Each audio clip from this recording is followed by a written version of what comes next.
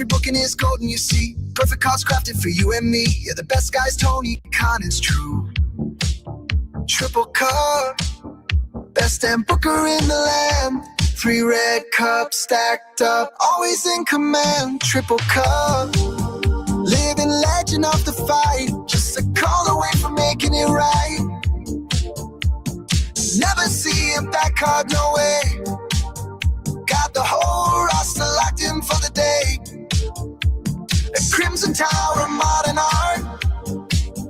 Triple cup. Triple cup. Every booking is golden, you see. Perfect cause crafted for you and me. Yeah, the best guys, Tony Khan, it's true. Triple cup.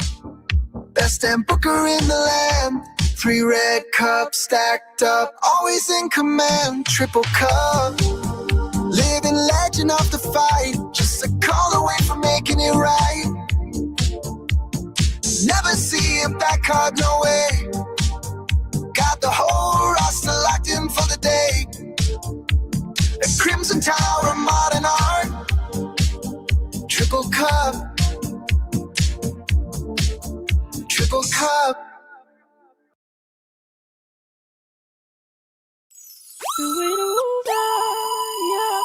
Dick holes. P3CCX. Your mustache is ugly, bro. Your mustache is ugly, bro. You ain't got any hoes. Your mustache is ugly, bro. What you say about yourself is that you're marketable. What I hear about you is that you get no hoes. All the girls love me, cause I'm Becca with a 3. And I'm silly, and I'm witty, and I'm pretty like a Barbie. You flaunt it like you got it, but I think you're a fraud. You should go back to being the AirPod god. If you're out with a girl, she ain't got any standards. You think you're Magnum PI, but you're really Ned Flanders.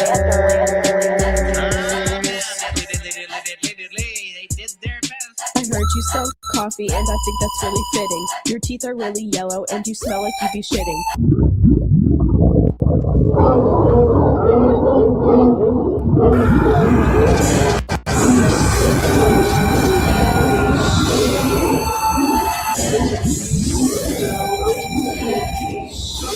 You wrestle like it too.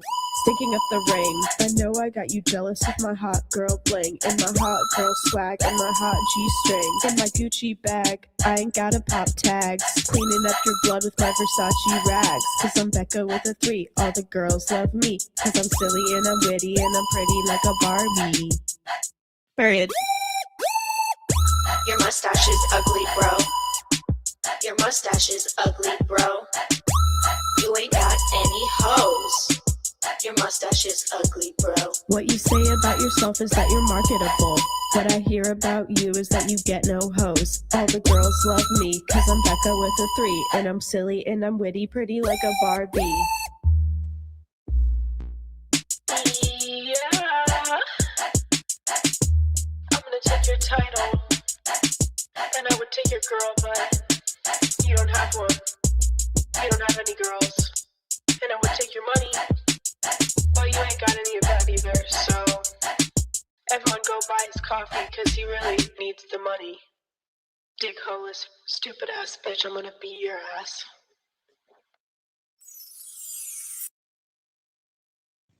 Sunday, Monday, Tuesday, Wednesday, Thursday, Thursday, Friday, Saturday, Sunday comes again. 毎日 Sunday, 毎 Monday, 日 Tuesday, 日立の Wednesday, 細長 Thursday, 静 Friday, か Saturday, サラサ Sunday ラ comes again. 綺麗な空気体には細長が気持ちいいんです日立のビッグフローウェルネス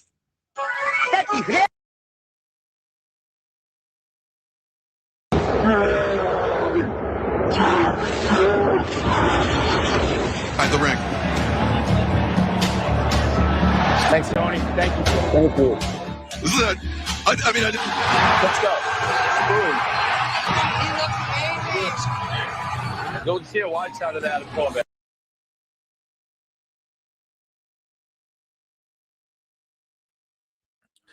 Ooh, what's up, everybody? Welcome to another eclectic edition of PWT Live Show. Yeah.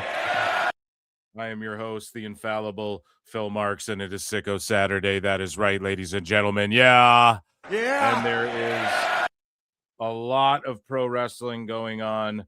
It's hard to compare, really. You know, it's hard to sit here and say like TNA Genesis head to head with Collision. Collision was taped. You know, this is a pay-per-view. All of these sorts of things. And yeah, so I put a poll in the chat. If you're watching on YouTube, what are you watching tonight? Are you watching Genesis? Are you watching Collision? Are you just watching PWT? AAA has a show on as well. I think it airs at like 2 a.m. Eastern or something, if I'm not mistaken. So it's a big, big, big night for pro wrestling, I suppose. Of course, Will Hobbs dropping his title. Spoiler. Will Hobbs dropping his title tonight. And then if that didn't already happen, I think it's about to. And then he is off to presumably WWE. And this was taped. And apparently the Rascals are going to show up on Collision, which I think is a huge L for Tony Khan. To debut them on Collision, man. You got to like debut them on Dynamite. Just build up to it. Just give them like 4 weeks before they debut or something. I don't know why he's jumping the gun. Dave Meltzer, Dumb Moment of the Week was postponed, but don't worry, we're going to play flutes tonight. Okay. Sure thing, bro. Sure thing. And we are going to, at 8:30 is AAA. So what the fuck was I reading about 2 a.m. Eastern or something? Something to do with AAA. Or maybe I'm just dyslexic as fuck. Probably that. Anyways, guys, what's up? Hit like, hit subscribe, consider becoming a member. You can gift a membership or super chat in if you want to support the show.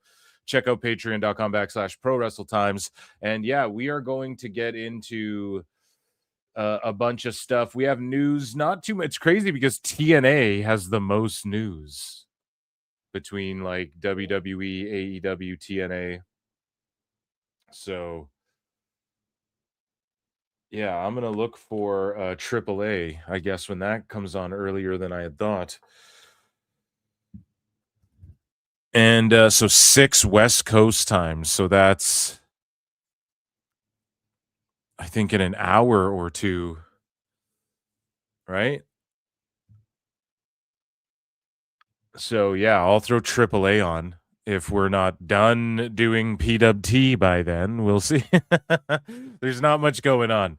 But yeah, we're going to roast Dave and Brian a bit because we didn't do Dave Meltzer Dumb Moment of the Week, and pertains to all the TNA stuff. How do you guys feel after the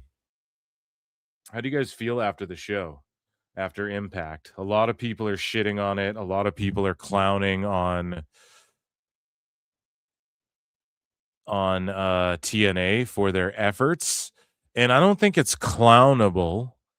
I just think that it was like they did the thing that they shouldn't have done. They shouldn't have treated, like, I understand that some of the matches couldn't happen, like the Myron Reed Slater match couldn't happen, and then Slater showed up on SmackDown, which was awesome. And then you had Redax being like, oh, visa issues. And it's like, yeah, but he lives in the UK. Like, fuck, man. How do we get, like, all this shit needs to be spelled out for people in the IWC. And then what else didn't happen? Whatever Danny Luna was going to do messed up the show, I guess, to a significant degree. But it's like, at what... you didn't have other guys who could wrestle and shit. I don't know. I just feel like they could have thrown a match in there, save the Mr. Elegance debut for the week after. You know, like get people hook, line, and sinker, and then the next week introduce this new character and explain how, you know, he's Mr. Elegance and all this shit. But it was just too much, like introducing like former WWE guys, and then, you know, and then it ends with and then in the middle you have the Elegance thing where you introduce a whole new character that's like original to TNA, which I love that they're doing. I love that they're taking a guy from the indie/OVW/ whatever the fuck and like giving him a gimmick to do. That's what AEW needs to do with some guys other than Hologram and El Clone. Well, not even other than them. It just sucks that Hologram's like on this undefeated run. Then he gets hurt so bad that they debut El Clone and everyone's just kind of like, wait, what is this? But maybe it's good. Maybe it'll pay off for Tone, but I don't know. He has that hologram guy in an undefeated streak. I would just do more with that. That would be on Dynamite. He thinks like this is the problem too. Motherfuckers in AEW think like people are gonna they treat Collision like Rampage. They're not gonna watch Collision seriously like they do Dynamite if anyone even watches that show seriously anymore. So they need to like get away from the Rascal debuts and doing all the hologram shit on Collision unless you're gonna like hard brand split and really sell people on like this is or brand split. I don't even like split the rosters and sell people on this is its own show. And then you could watch either or both. If you watch both, it'll be better if you're an AEW fan, but you could watch either or and be a fan of either or if they pitched it that way, the way Raw and SmackDown was in the beginning. But either way, I'm getting off on a tangent here. But yeah, there was just too much like debut stuff and not enough of not even just wrestling, just heat, just shit for us to sink our teeth into and go, oh yeah, this story's going on. Oh yeah. It just seemed like a bunch of payoffs and then like, let's cram a bunch of shit on this show to get people hyped for this pay-per-view. And then the pay-per-view is kind of like, okay, I feel like the payoffs would have all been like Santana versus Kazarian with Nemeth. Well, at this pay-per-view, Nemeth is the special ref, and it's like, well, I don't know. Santana's not going to drop it back to Kazarian again. It's just going to turn into like Nemeth versus Santana's the next feud, which is good, which is a good thing. They absolutely should be doing that, but it just feels like I don't know. Genesis should have been like, hey, now that Santana won the title, here's like a 6-man, whatever the fuck, winner gets a shot, is the next in line or something like that. Now's the time you do that. They went right to this rematch with Nemeth as the guest ref, and I'm assuming just so that they can get to Nemeth Santana next, however that goes down. But I'm not hating. It just was an underwhelming AMC show, and I just think TNA played it like it was a pay-per-view type thing when they should have just played, or it's like this Netflix event where here's the celebrities. There's all these empty chairs behind them. It just wasn't worth it to do all that. There has to be some people back there who can wrestle. You know, like why can't you throw? This is the problem Tone runs into as well, because like you're not on the road together day in, day out. And even WWE, I mean, it's a little more lax, but they're doing house shows and stuff. So they do more house shows than anyone else, really, unless you're like an indie, I guess. GCW does a lot of shows. I don't know what you guys get the point I'm getting at, okay? So TNA, like if it's a matter of visa issues, but also what, you had no American talent like flown into work because they only get together for TVs. Now, I maintain this, and I don't think WCW did this, but WCW's an anomaly, right? It's been the exception this entire time as far as like who's been able to really put a challenge to WWE. And you need, if you're going to be doing TV wrestling, you need to be doing house shows as well. And I don't care if you upload the matches to YouTube after, or if you if that means, pardon me, if that means that you try and bury the footage and lock people's phones up. I don't know. Whatever you need to do, you need to be running regular house shows, at least like one a week, if you're going to be doing wrestling on television as well. I think you need to be doing it off television, more important than it being one or the other. So I maintain that not everything needs to be taped and uploaded or broadcast to the world.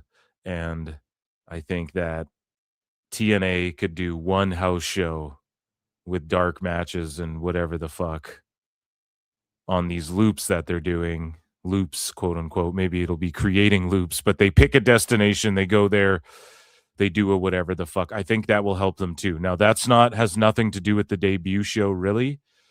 That's just what I think they should be doing if they're going to start going live more and doing this weekly. Like, we're really going to push for the number 2. The one thing AEW is not doing is they aren't doing fucking house shows and having, like, I don't know, because you have all these talent signed, but then if they're not booked for TV, do all of them show up? Like, what happened to where they didn't have a fucking backup match to show off the X division if Slater and Myron Reed both couldn't be there? How the fuck don't you have something in the back pocket, man? So I just think that was a big miss, and I think if everyone was on the road together more, doing house shows and shit like that, it would result in you have a guy with his trunks and in town or whatever the fuck happened. I don't know what happened. And yeah, otherwise, shout out the inspiration. Let's get into TNA news. How about that? I'm just sitting here philosophizing. So those are just like my constructive criticisms. Okay. Start running, do like a house show in like some really small town, whatever the fuck, next to wherever you are, whatever you have to do. Just some CD market where 50 people show up. Who gives a shit? Just do some dark matches and shit, and just have people nearby, like on standby, wherever you're doing TV is what I would say. I don't know. And maybe that wasn't the issue, but I don't think they needed to go to the Dark Winds guy 2 times like they did. I don't think that was necessary, okay? I think they fucked up. I think something happened there. So let's get into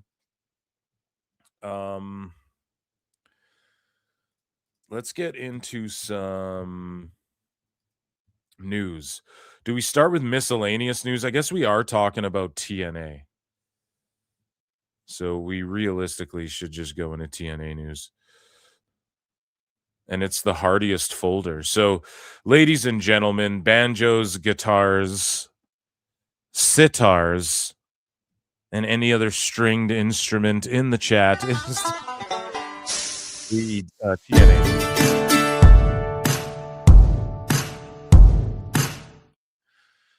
So, coming off of what was noted as a rough AMC debut, TNA on Impact, which, I don't know, man. I'm not hating on it that much. There's a lot of constructive criticism to be made. And like the production, you could tell they're doing shit on the fly. The taped shows, like TNA's always benefited from a taped show. If you go back even like a couple years ago in PWT, I would say, like, you know, their pay-per-views sometimes you can tell like that they really benefit from doing a tape show, but I would always put their camera guys over and shit. They always know where to be. And I don't know, man. I think that they put a solid effort in, but it was TNA. I think they should have treated it more like one of their average tape shows where they're telling story and progressing shit and da-da-da, instead of sort of blowing everything off. And then the story is all of these contracts are gone and who are they going to sign? And one instance of that, or two, perhaps, twinsies, the inspiration. Cassie Lee and Jessica McKay, or what are their names? Billy Kay and Peyton Royce. Is that their names? Did I just nail them all? So the inspiration, the Iconics have finished up with TNA. They have gained interest from companies outside of TNA. Obviously, I mean, Sean Spears is in the Fed. The Iconics could realistically add depth to the tag team division in WWE. I just see them going there. What are they going to go to AEW? Like, their fans clown on wrestlers like the Iconics and Inspiration, and they're not out there like the greatest wrestlers in the world, but they're incredibly attractive. They're very funny. They know how to sports entertain, and they can wrestle, but it's, you know, they wrestle at an acceptable level to where it's like, okay, so maybe WWE, NXT, wherever they need to be, they're like Chelsea Greens. They understand the assignment. They know how to get and put other people over with their strengths, which are like on the mic and doing vignettes and talking shit, and then in the ring it's like they're kind of over because of all of that. They don't need to do anything too crazy. And I think they'd be a good fit back in WWE. And also, yeah, Sean Spears, isn't he married to one of these ladies here? I forget which one. I believe Royce, right? Peyton Royce, am I wrong? So they're married. Maybe that makes sense. And I'm down with them being in WWE. I've always loved the Iconics. And I was down when they went to TNA. I'm trying to think, though, like I want to think of a reason for them to go to AEW, but they just started a new women's tag division, but these girls would be in ROH doing skits with like MXM and shit. So there's no fucking way they should go there. But you do know what The they best said. guys, Tony Khan. So moving along here in other contractual news, the Inspiration are gone from TNA. And also the Righteous, first reported by Denise Salcedo, the Righteous are officially signed with TNA. So their last couple appearances, I guess they weren't signed, but they are going forward. And this whole tag shit is building up to the Hardys and them doing, well, they're going to continue to do shit together. I could see, pardon me, it's like super dry. I need a drink. Need a drink, dude. It is dry in this motherfucker, or I'm getting a cold or something.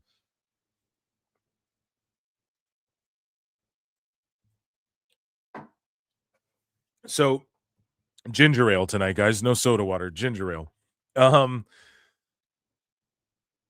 The Righteous, they are going to win these titles and sort of be the face of the tag division. They're finally going to get a serious, the Righteous are going to get righteousness, okay?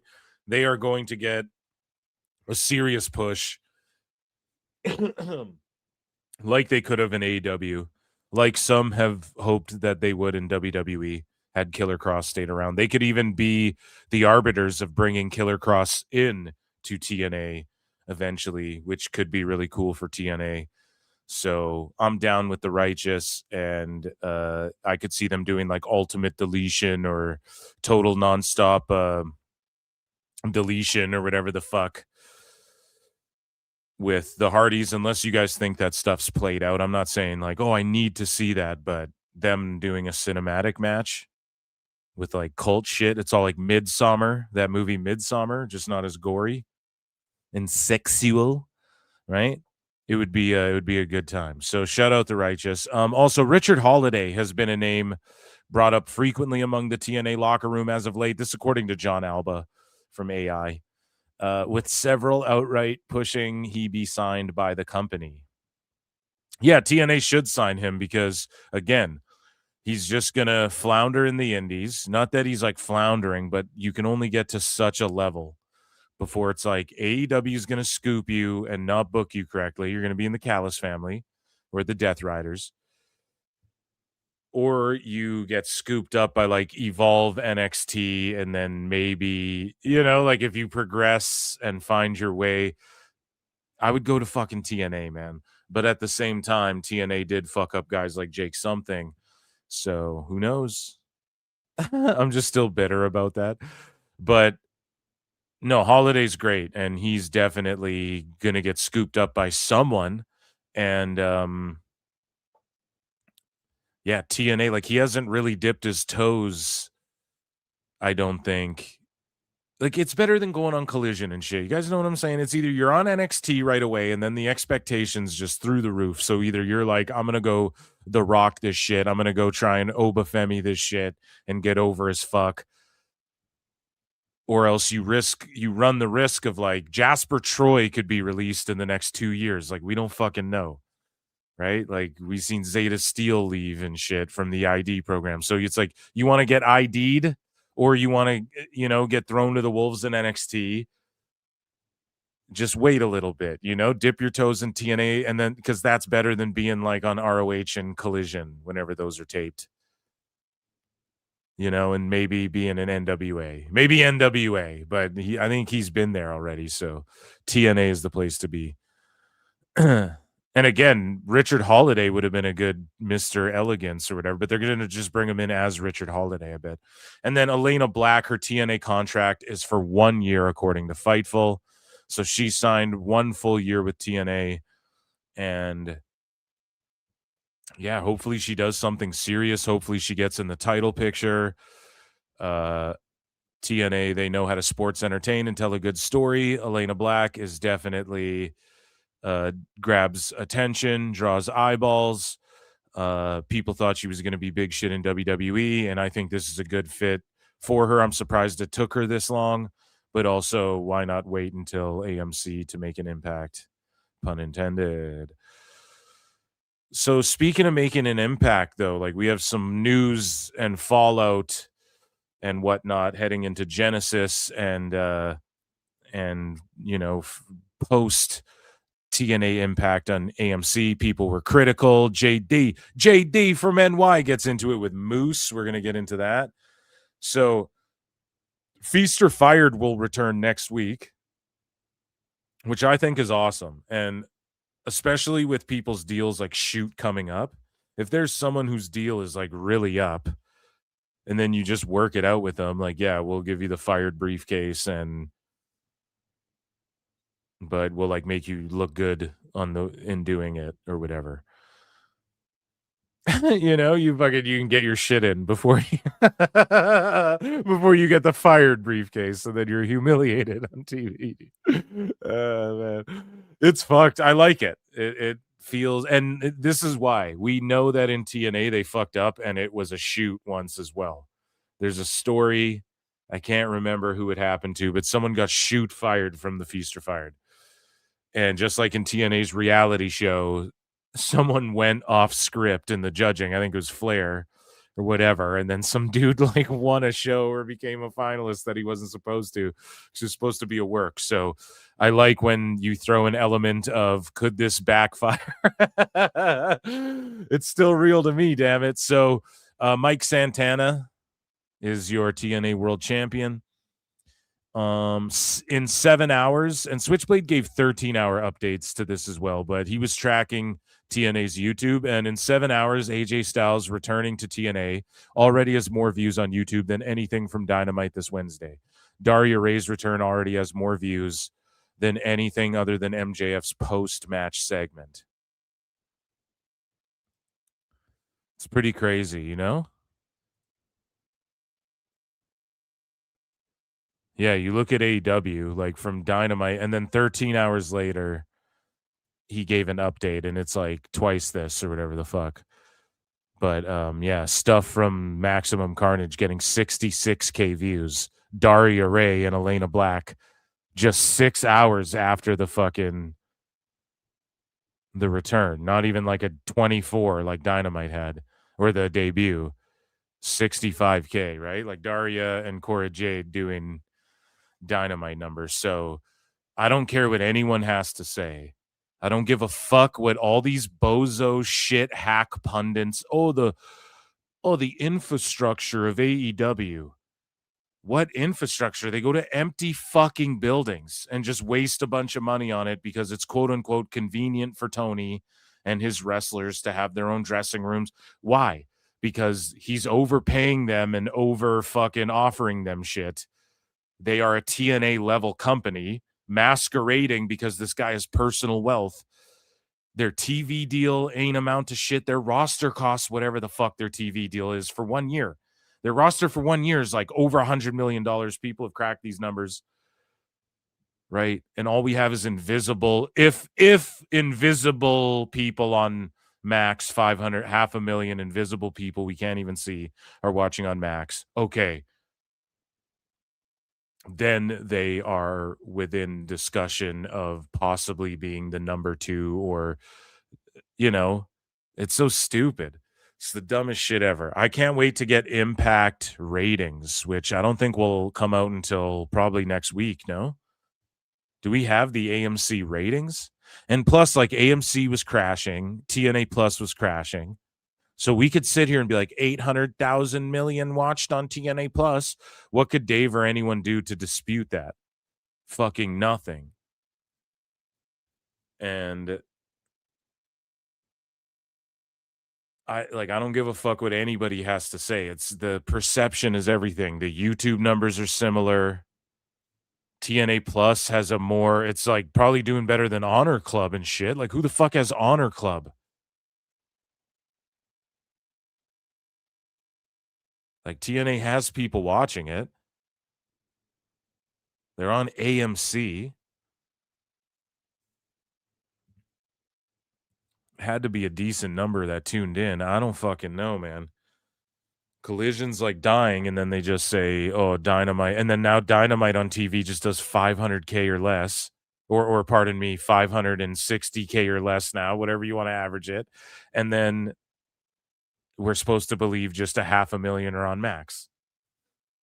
I don't fucking know, but as far as anything I can see, anything palatable, right? 133K views. Oh, that's AJ Styles. Okay. So where the fuck? So Kenny Omega isn't at AJ Styles level.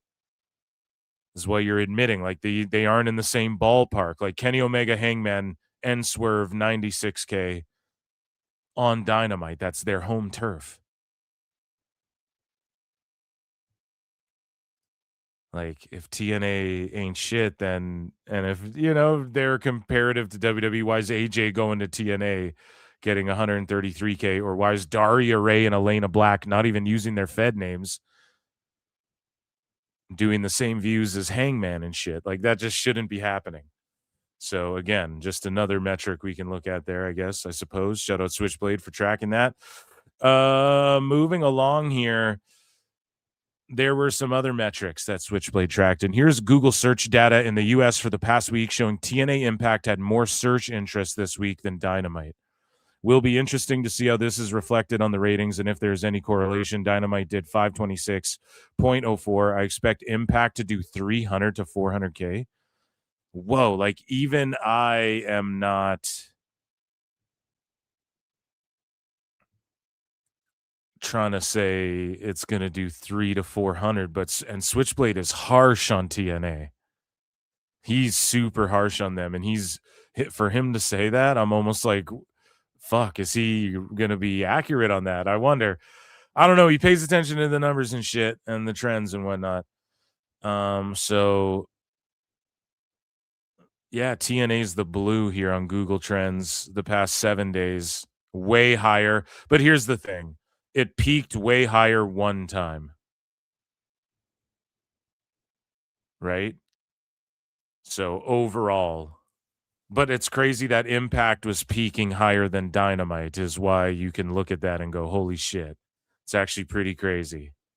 But you can see clearly like AEW just in general over time. I mean, Impact though, look like down here, this is what it was trending already. And then look at this second bounce. If you guys can see on the blue, like the second little spike, you notice Dynamite has those too.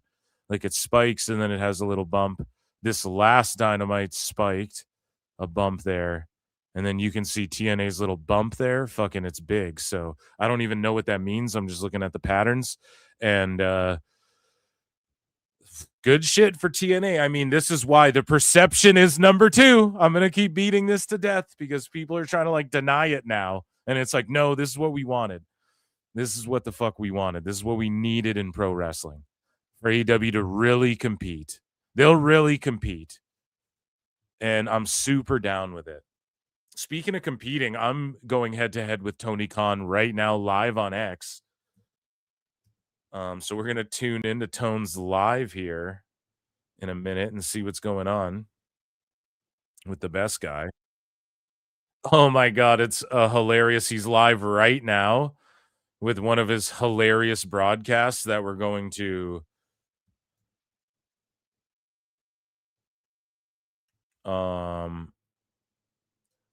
pull that up after. However, I just saw some bullshit though. So apparently this is breaking news for TNA News as well, speaking of contracts and everything. So apparently Leon Slater Here, I'll just read this to you because I can't find the post. It disappeared on the timeline here. I accidentally refreshed. So Leon Slater, they're saying now, according to Fightful, so this is all speculative. Apparently Leon Slater's appearance wasn't to do with visa issues. They agreed to let SmackDown, like WWE, to use him on SmackDown. They agreed to that already prior, is what Fightful's reporting. Now, my only problem with that is now that makes okay, because his match with Myron Reed was canceled because Myron Reed got signed by AEW. For sure. So then Slater was already slated to wrestle on SmackDown and he wasn't going to be on their Impact debut show. I don't. Are you sure about that? I think people are doing damage control. I think that is the visa issue. There's no way Danny Luna fucked up the show, her segment not being able to happen, fucked up the show that bad. Leon Slater is an integral part of TNA.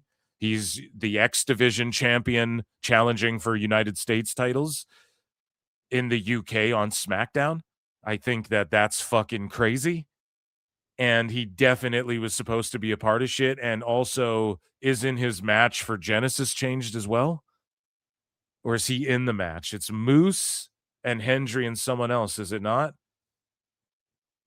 I don't know. I don't know if I believe that, but someone's doing damage control on WWE's or TNA's side. And Fightful's reporting on it, or they're making shit up. You guys decide, vote in the chat. I'll put a new poll full of shit or nah. Moving along here. We have Genesis, as you guys can see here. The ticket sales for that we'll talk about in a second. Because word making round is that AMC, the execs on site, at Thursday Night Impact were very happy with the show. And that's according to PWI. So it doesn't, at the end of the day, it doesn't really matter what we thought about it. It does, for sure, like in the long run. Fan perception matters. But at the end of the day, for the first show, it's not like they can't get it back on track. And it's not like I'm not going to watch TNA Impact because of this. Like, it's the AMC era.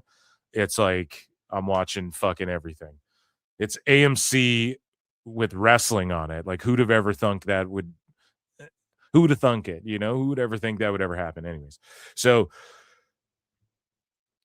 when it comes to Impact and TNA, I'm going to be watching. I'm going to be comparing it to AEW every fucking week. And the executives and the people in attendance there were happy. And so that's, I guess, what matters most right now at this point in time when it comes to the whole, it's on AMC. Are AMC happy? Okay, then we're good to go. And that's honestly been the thing that people have said to defend AEW for a long time as well. WBD's happy. 500,000 live minimum, whatever. That was always been a built-in excuse. So if you see sickos not keeping the same energy on that, then there you go. I've just armed you with a little reminder to let you all know that everybody said, well, Warner Brothers are certainly happy. So apparently AMC are happy. Same with people go, oh, the Netflix numbers suck for Raw. And then Netflix comes out and goes, we're happy. So AMC says they're happy with it. Now, all of these people are going to say they're happy with these big fucking investments that they invest in. But again, maybe AMC looks at this as like a long-term play. Like, you have to think they're looking at wrestling and going, okay, look at the longevity of the WWE. Imagine if we got how much of the market share on the pro wrestling and the longevity in that. This could be a long-term. Pro wrestling's tried and true. It's proven that even through COVID, it's had the biggest attendances. It's an attraction. I think that's the way some of these people might be looking at pro wrestling as far as like Netflix and AMC and stuff like that. It is the TV biz. You never know, but that might also be, I always said like that might be why WBD's cool with it. If they own 5% and they're just looking at it like we're investing in this And we're just taking a little off the top. I'm not saying AMC's doing that with TNA. I think you could look at TNA and their trajectory and the access to WWE talent they have, and then look at the success of NXT on the CW and whatnot, and you go, okay, yeah, we'll invest in it. Like, we'll give you 30. We're not going to give you 50 like NXT got or whatever, but so it's a little bit different in terms of TNA, but either way, they're happy about it, and that's what matters most. So moving along here, this was Eric Bischoff's thoughts, and he took notes, him and I think JBL, and oh, come on now, Eric, that's not very fair. A health at TNA? Oh, come on now, Eric. Chat me up. There's a lot to unpack here about this impact. Chat me up about a health at TNA versus AEW rivalry. Oh, come on now, Eric. That's not very fair to say TNA Impact wasn't as good as AEW Dynamite. The format itself was just really not very well. It wasn't well produced. I don't know who's writing their show, who's producing their show, who's directing their show.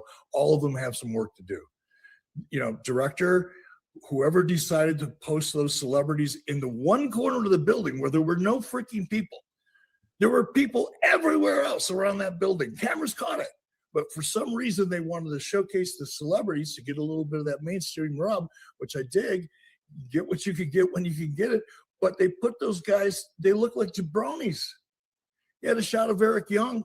For what reason, I don't know. But Eric Young looked like some guy that walked in off the street, snuck in, and grabbed the first chair he could, sitting by himself, looking around, hoping nobody caught him. I mean, what was that? And it's little things like that. Television is nothing but the little details laid out in a way that captures the audience's imagination and holds on to it. These shots, the way the director called them, the ring looks like you could fit it in my kitchen. I don't know how big that ring is, but on camera, it looked like it was 16, not even a 16. It might have been a 16 by 16. Yeah, I think they use 16 by 16. 16, right. The overhead shot that they used made it look like a postage stamp. I would never use that shot again if they're going to keep that same ring. So there's just a lot of it's really production stuff. I'm not even going to address the creative or anything like that, but the production itself was so poor. Because TNA's ring is smaller than AEW's, right? And AEW uses, everybody thought they used 20 by 20, but they don't. They use 18 by 18. And that's why when they went to Australia and had a 16 by 16, and then they were coping over it. Yeah. The format itself. So that's Eric Bischoff's take on it. And Genesis tonight, 3,300 tickets sold. They're set up for 3,500. And yeah, good for them. They were able to, I mean, this is a little bit, this is like how many 500 tickets sold more than or distributed more than the fucking Impact or whatever. However you want to do that math, because I'm sure there were some walk-ups and whatnot. Good for them. They put a good little pay-per-view together. And yeah, I mean, you have, so somebody did this, say his name and he appears. I believe in Mark Henry. John Henry.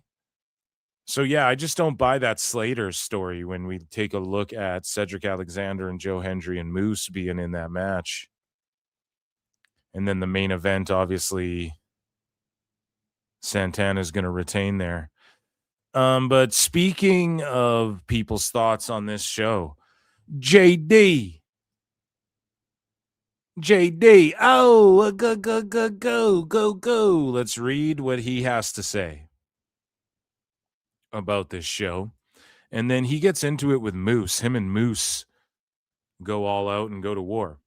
And JD says, you'd think with a new network and a major TV deal for themselves that the production of the show would look better and sound better instead of looking like it's filmed on an iPhone 12 and sounding like an empty hallway with a terrible echo. They can't be that cheap and that far behind on current basic technology, can they? I've seen YouTube podcasts that look and sound better than this shit. And then Moose quote tweets and says, I've learned that Twitter X shows you people's real life misery by things they tweet. If you're always negative, you're probably very miserable. If you're positive, you're probably in a great place in life. I mean, I don't know, dude. So many people cope and say this just sounds like Brendan Schaub shit. It's like, no, man, some people just troll online. Like, it's, you know what I mean? It's like, you can see when people are cooked in a certain way. JD, listen, a lot of people do say, like, he's got to be miserable because he's always just miserable. That's the thing. Like, I'm genuinely trying to enjoy pro wrestling.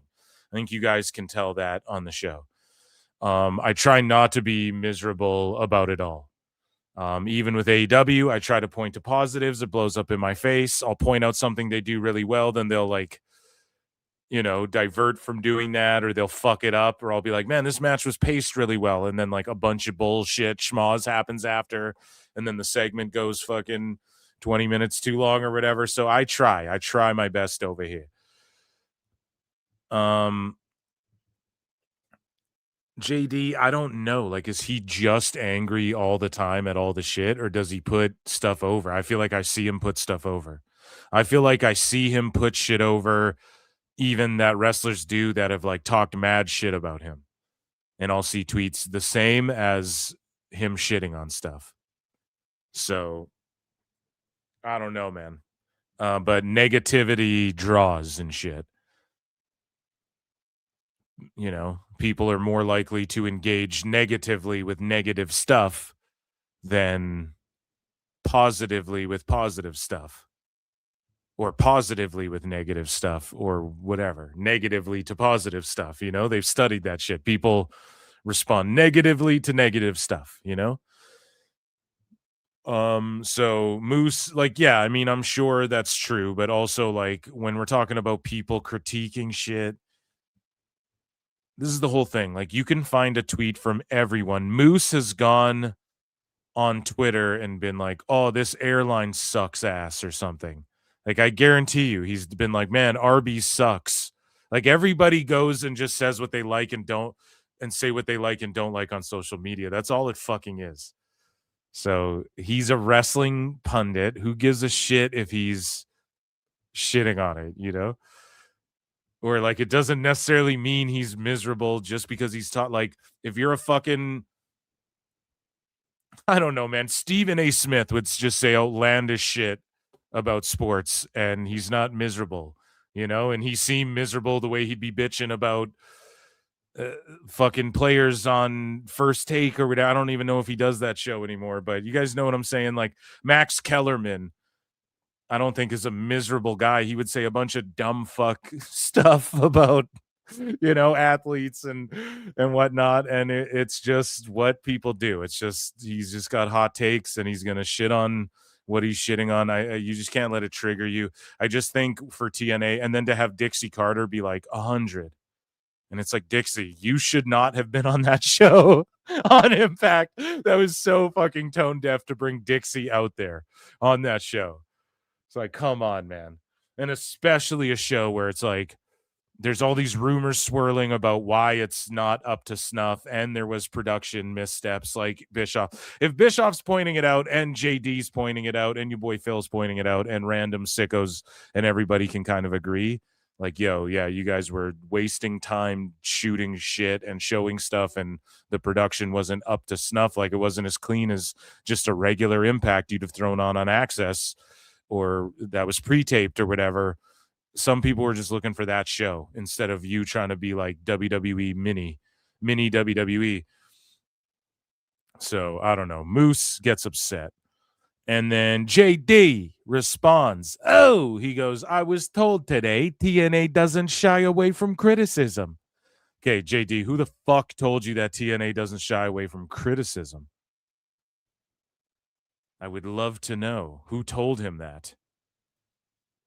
Or did someone blow smoke up my ass? I don't know. Maybe someone did. Maybe someone on Twitter told him that, who works in TNA or something. Moose, we've had previous discussions before. I don't bite my tongue when it comes to what I like and don't like. And I'd be happy to explain myself like I did when we talked about Bound for Glory and the terrible Leon Slater Javon Evans finish. That's what I do, capiche? I didn't cultivate an audience by being dishonest. If you didn't like what I had to say, you could have just kept scrolling. But please continue to invite people to your shows who offer nothing, a fake smile, and absolutely fuck all when it comes to genuine criticism. Go! Yeah, JD, they, for crowds, they do, that's what they want. They want people who just go nuts and are awesome on TV and loud and just brainlessly. That's every show, that's every band, that's everywhere you sell tickets. Nobody wants a bunch of pompous art fucks. Yes, indubitably. Exceptional. Yes. No, nobody wants that. So I think JD's off on that. Keep inviting people to your shows who just like stand some shit. No, that's who goes to show. That's who you want at your shows, right? So I don't know. I think he's off on that one. I just think that's a weird thing to throw in. And then Moose says, no disrespect. I can't do a Moose. No disrespect at all, but criticism should only come from people who are experts in the same field we are in. Okay, now that's an L for Moose because no, you don't have to be an expert filmmaker to be like, this movie shit. You don't have to be the Michael Jordan to coach a basketball team. You don't have to be fucking Gordon Ramsay to say this food is shit, in my opinion, right? And it's just JD's opinion, and then Moose at the end says, just my humble opinion. And it's like, well, yeah, that's what we're doing here is opinions. It shouldn't come from a fan. It shouldn't come from a guy, and it should come from fans. Fans tell you what they like and what they don't like. So if people are telling you what they don't like, then that's just as valuable as people telling you, probably more valuable than people telling you what they do like. Right? It shouldn't come from a guy who just decided one day to start a podcast, and it shouldn't come from a JD from NY. Just my humble opinion. So now you's got a problem with all JDs? Go. All JDs? How many JDs are in NY? You mess with one of us, you mess with all of us. Go. I don't know, man. I think that's a terrible take from Moose. You know? Some of the best pundits, yeah, I don't know. In the MMA space, there's this guy named MMA Guru, and he gets more views than like any of these Ariel Helwani and shit. He gets more views than any of them. And he talks shit, and he's very critical, and he also is he promotes MMA better than anybody because he's just being honest about it and talking shit and putting over, and he has his own opinions or whatever. He gets more views than Ariel and these guys, and he's just a guy who people consider an expert. And like in MMA, people are like, this guy knows his shit. But in pro wrestling, for some reason, wrestlers, because there's like the actor ego as well as the athlete ego, right? So when you look at pro athletes, there's like the athlete ego. And when you look at like MMA fighters or, football players, whatever, yes, there's that athlete ego. There's that side of them. But then you go to Hollywood, there's like a different type of ego, but it's sort of in the same vein. And there's like a celebrity, now influencer culture type ego. And in pro wrestling, you have to combine those things. So that's why I think wrestlers, I don't know, maybe I'm just psychotic, but that's my psychoanalysis of why pro wrestlers get so offended, and you just see them spurg out more, it seems like, than any other, team sport or whatever. And MMA toes that line as well, because it's very much like an individual. You get a lot of that in any individual sport. But pro wrestlers are quite interesting because it's both, right? It's like you have the actor, especially at a high level. It's like the actor thing and the physical competitive athlete thing combined into one. And I think and I'm not like even, I put over Moose and shit. A lot of people hate on him, but I just think that was a bad take. So back-to-back bad takes. I think JD and Moose are kind of this isn't as good of a battle as I hoped. So JD says, LMAO, by that logic, fans shouldn't critique movies unless they're directors, food unless they're chefs, or music unless they're musicians, huh? So only wrestlers can critique wrestling? That's spot on. Like, you got to make the wrestling show for the fans, you know? By that logic, ratings, ticket sales, and crowd reaction shouldn't matter either. Wrestling is literally built on audience response. Silencing fans doesn't protect the business. It makes it look weak. Yeah, that's true. That is true. I will say JD won, but just like slightly edged him out. Oh!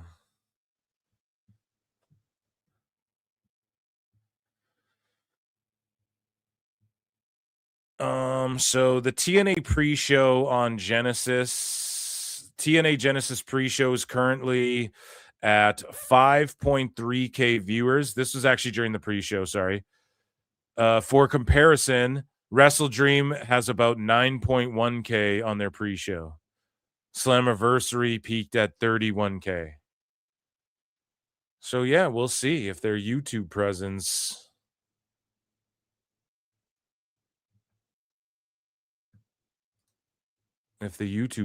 pays off.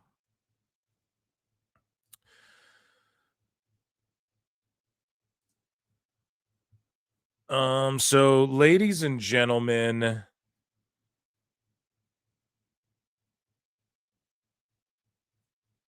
let's see here. What am I bookmarking off here?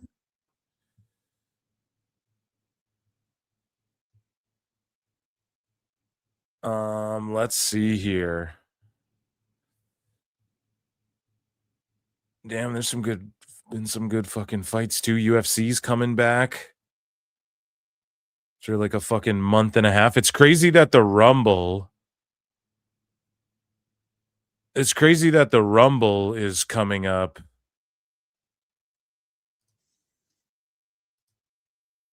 in like a week. What is it, 2 weeks, chat? And there's only one entrant announced. That is crazy to me. Yeah, so let's get Flutes in the chat for Try and Brian and Dave Seltzer, Wave Seltzer over here. Let's get a bunch of Flutes in the chat and Brian's. What's chat up to? Guys, hit like. There's over 200 there's 220 watching on X and YouTube. YouTube.com/@ProWrestleClips. Hit like, hit subscribe, become a member for 99 cents. I do bonus shows on Mondays. And you guys can super chat in or gift a membership. That's an awesome thing to do as well. And Flutes in the chat. Everybody make sure you put Flutes in the chat because we are going to make fun of Dave a bit here to make up for no Dave Meltzer dumb moment. This last yesterday there. We did a TNA stream instead. It just fucked up my whole schedule. So ladies and gentlemen, boys and girls, I want to see Flutes in the chat actually as I try and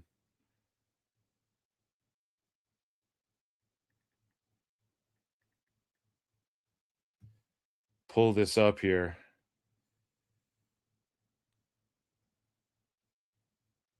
Dun, dun, dun, dun, dun, dun, dun, dun.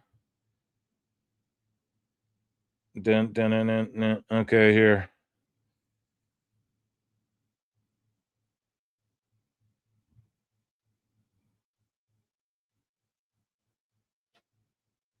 I was so confused what time. Sorry, chat. I know I'm fucking.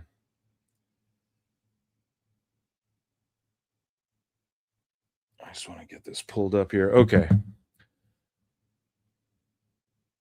So let's get Flutes in the chat. Yeah, so let's stick on the topic of TNA here. Brian and Dave Meltzer had a lot to say about TNA and this show. And so we're going to go over those clips right now.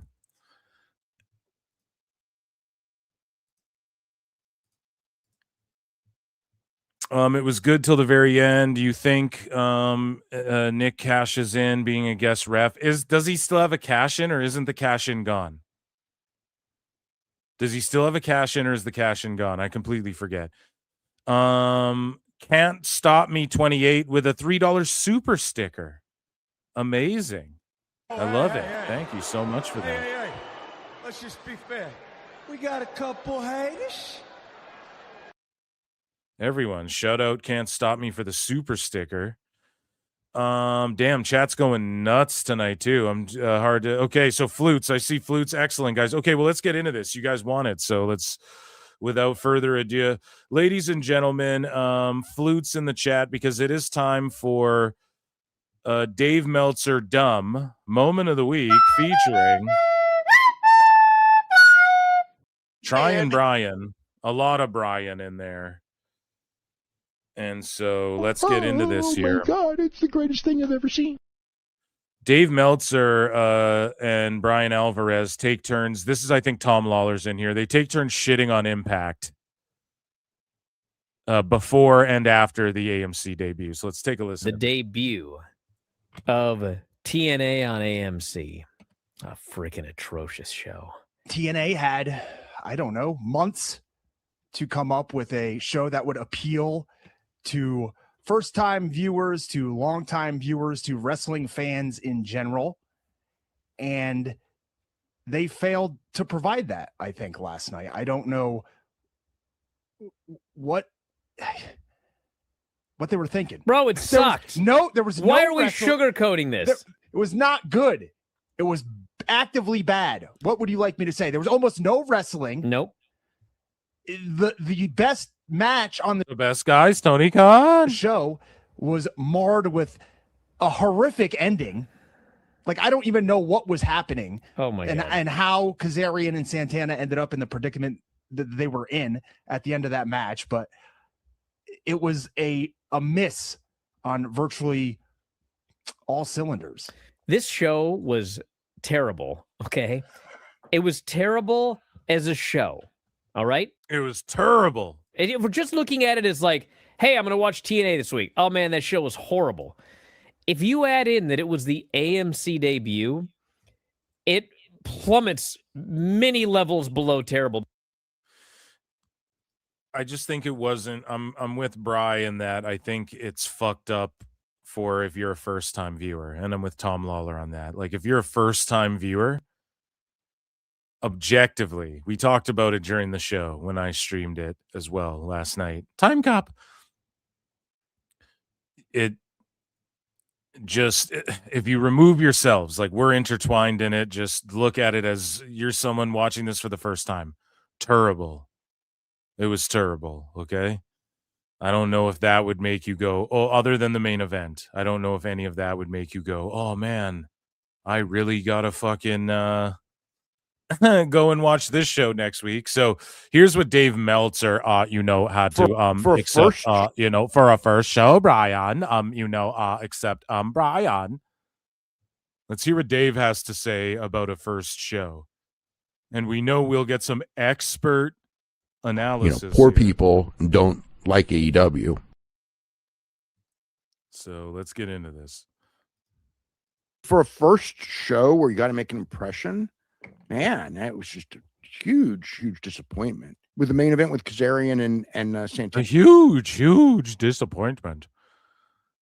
And it was good, but it was not was good. What? Who talks like this? It's just this southern Cali Valley girl shit. Great, but also it was. I think that what hurt it was WWE. Like that main event was two guys doing a by the book scripted WWE main event. Look at the celebrity.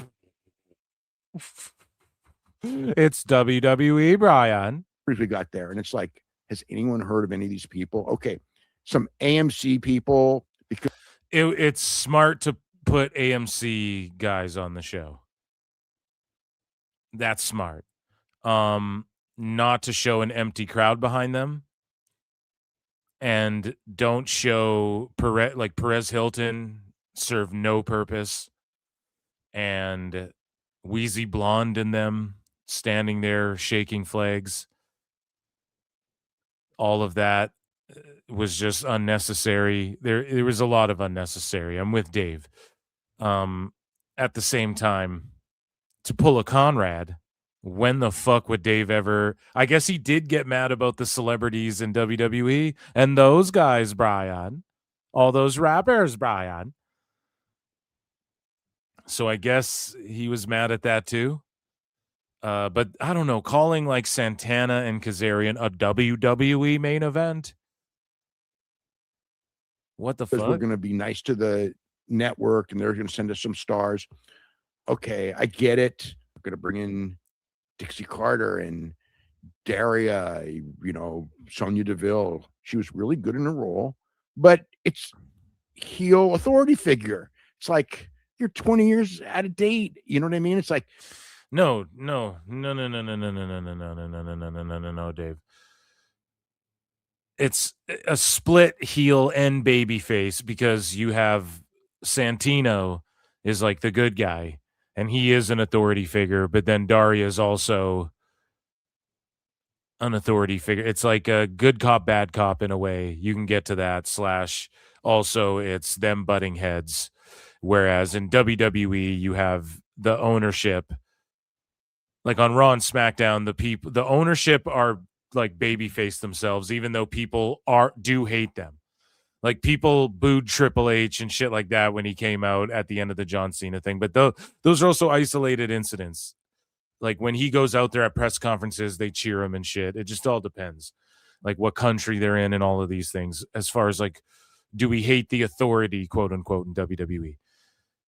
On Raw and SmackDown, we love Aldis and Pierce, the guys. They're both baby faces, the guys who represent management on screen. Right? In TNA, people like the management, like the real life management. The on-screen management, it's always been like you're either a good guy or bad. It's been there's a good guy for a while. In AEW, only sickos like Tony Khan. Like the casual at-large perception is that fuck him and fuck this guy and fuck the company. It's a shit show. It's goofy. So it's not even about being out of date. It's just a matter of like there was too many fucking people just showing up on this show. But Dave's going to be like, try and take this moment to throw shade at someone else for being out of date, which is just a projection on his part, is what I'm getting at. And I just wanted to explain how him trying to say it's out of date. No, it's not ever out of date to have a good guy or bad guy in any of these roles, right? It's like saying, oh, a villain at the end of the movie, that's out of date. No, there's always, that's out of touch by 20 years. It's like, no. Don't start doing that shit because you're really out of touch. She's good. Like if you're going to pick someone for that role, it's a dumb role in this day and age. So that didn't work. We got this great signing, Elena Black. She walks out to crickets. Unfortunately, crickets. That's what it is. And it just felt like every old TNA. Was it crickets? I feel like they popped decently for her, like what you'd expect a Cora Jade to get. Am I wrong on that?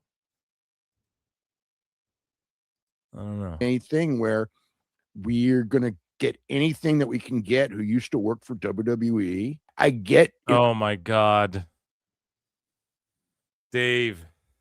In a sense, where Carlos Silva comes from with it, because without the WWE scraps, the fact. Oh my God, could you imagine him saying the WWE scraps about AEW? Or, the young superstar, babyface, the former heel thing. So could you imagine him saying the okay, so did AEW just sign up all the TNA scraps? God damn, he's just such a phony baloney guy. Because without the WWE scraps, the fact is that they're out of business. I mean, they were just doing nothing. They couldn't draw. God. And then, you get the Hardys and you can start drawing. You start drawing a little bit. You get the Hardys, who both came from AEW. And then you have Ali, who went and did a bunch of indies everywhere after he left WWE. The Good Hands, which people only know them from TNA. Elijah, who, did leave WWE for sure, went to TNA. The Inspiration, who left WWE, went to TNA, left wrestling for like years, come back to TNA, versus the Elegance brand that are TNA through and through. AJ Styles, okay, from WWE, I guess. But like if he wasn't on the show, I'm sure they would have done similar with what they had rolled out. And then Kazarian versus Santana, which is two guys who left AEW, but it's TNA through and through. Like Santana was, even in LAX, was more over in TNA, I think. He was doper in TNA than he was in AEW's version. And Kazarian is like a TNA legend. So, or like when we look back, he'll be one of these TNA, his career is fucking synonymous with TNA. So Santana and Kazarian that are TNA through and through, in my opinion. I don't know, man. I think Dave is just doing a little bit extra, peppering in a little bit of extra insults, just peppering in a little extra salt on the wound, And you figure that's the way to go, which is what the mistake that every promoter makes that plays that game. That plays that game. Like, what he's insinuating. So the best guy doesn't play that game. And that's not why he's where he's at either, by overpaying people like Swerve and shit who don't really draw for them. No offense, Swerve. Sorry. It's just the truth. Like, you're not. That's what people mean when they say like people get overpaid in AEW. Well, they got $185 billion deal. Okay, but they're not drawing. You can't be paying all these people millions and then 1,000 people show up to each show you do. That's not, that's not conducive of good business. Everybody can identify that. So it's like, for him to just pepper in this little extra that he would never throw. Like, one of the main criticisms of AEW is they just took all the ex-WWE guys. The only people that are over are ex-WWE guys. And it's the truth. And then Dave pretends when Hobbs gets picked up, he was a megastar. I mean, look how he was booked in AEW.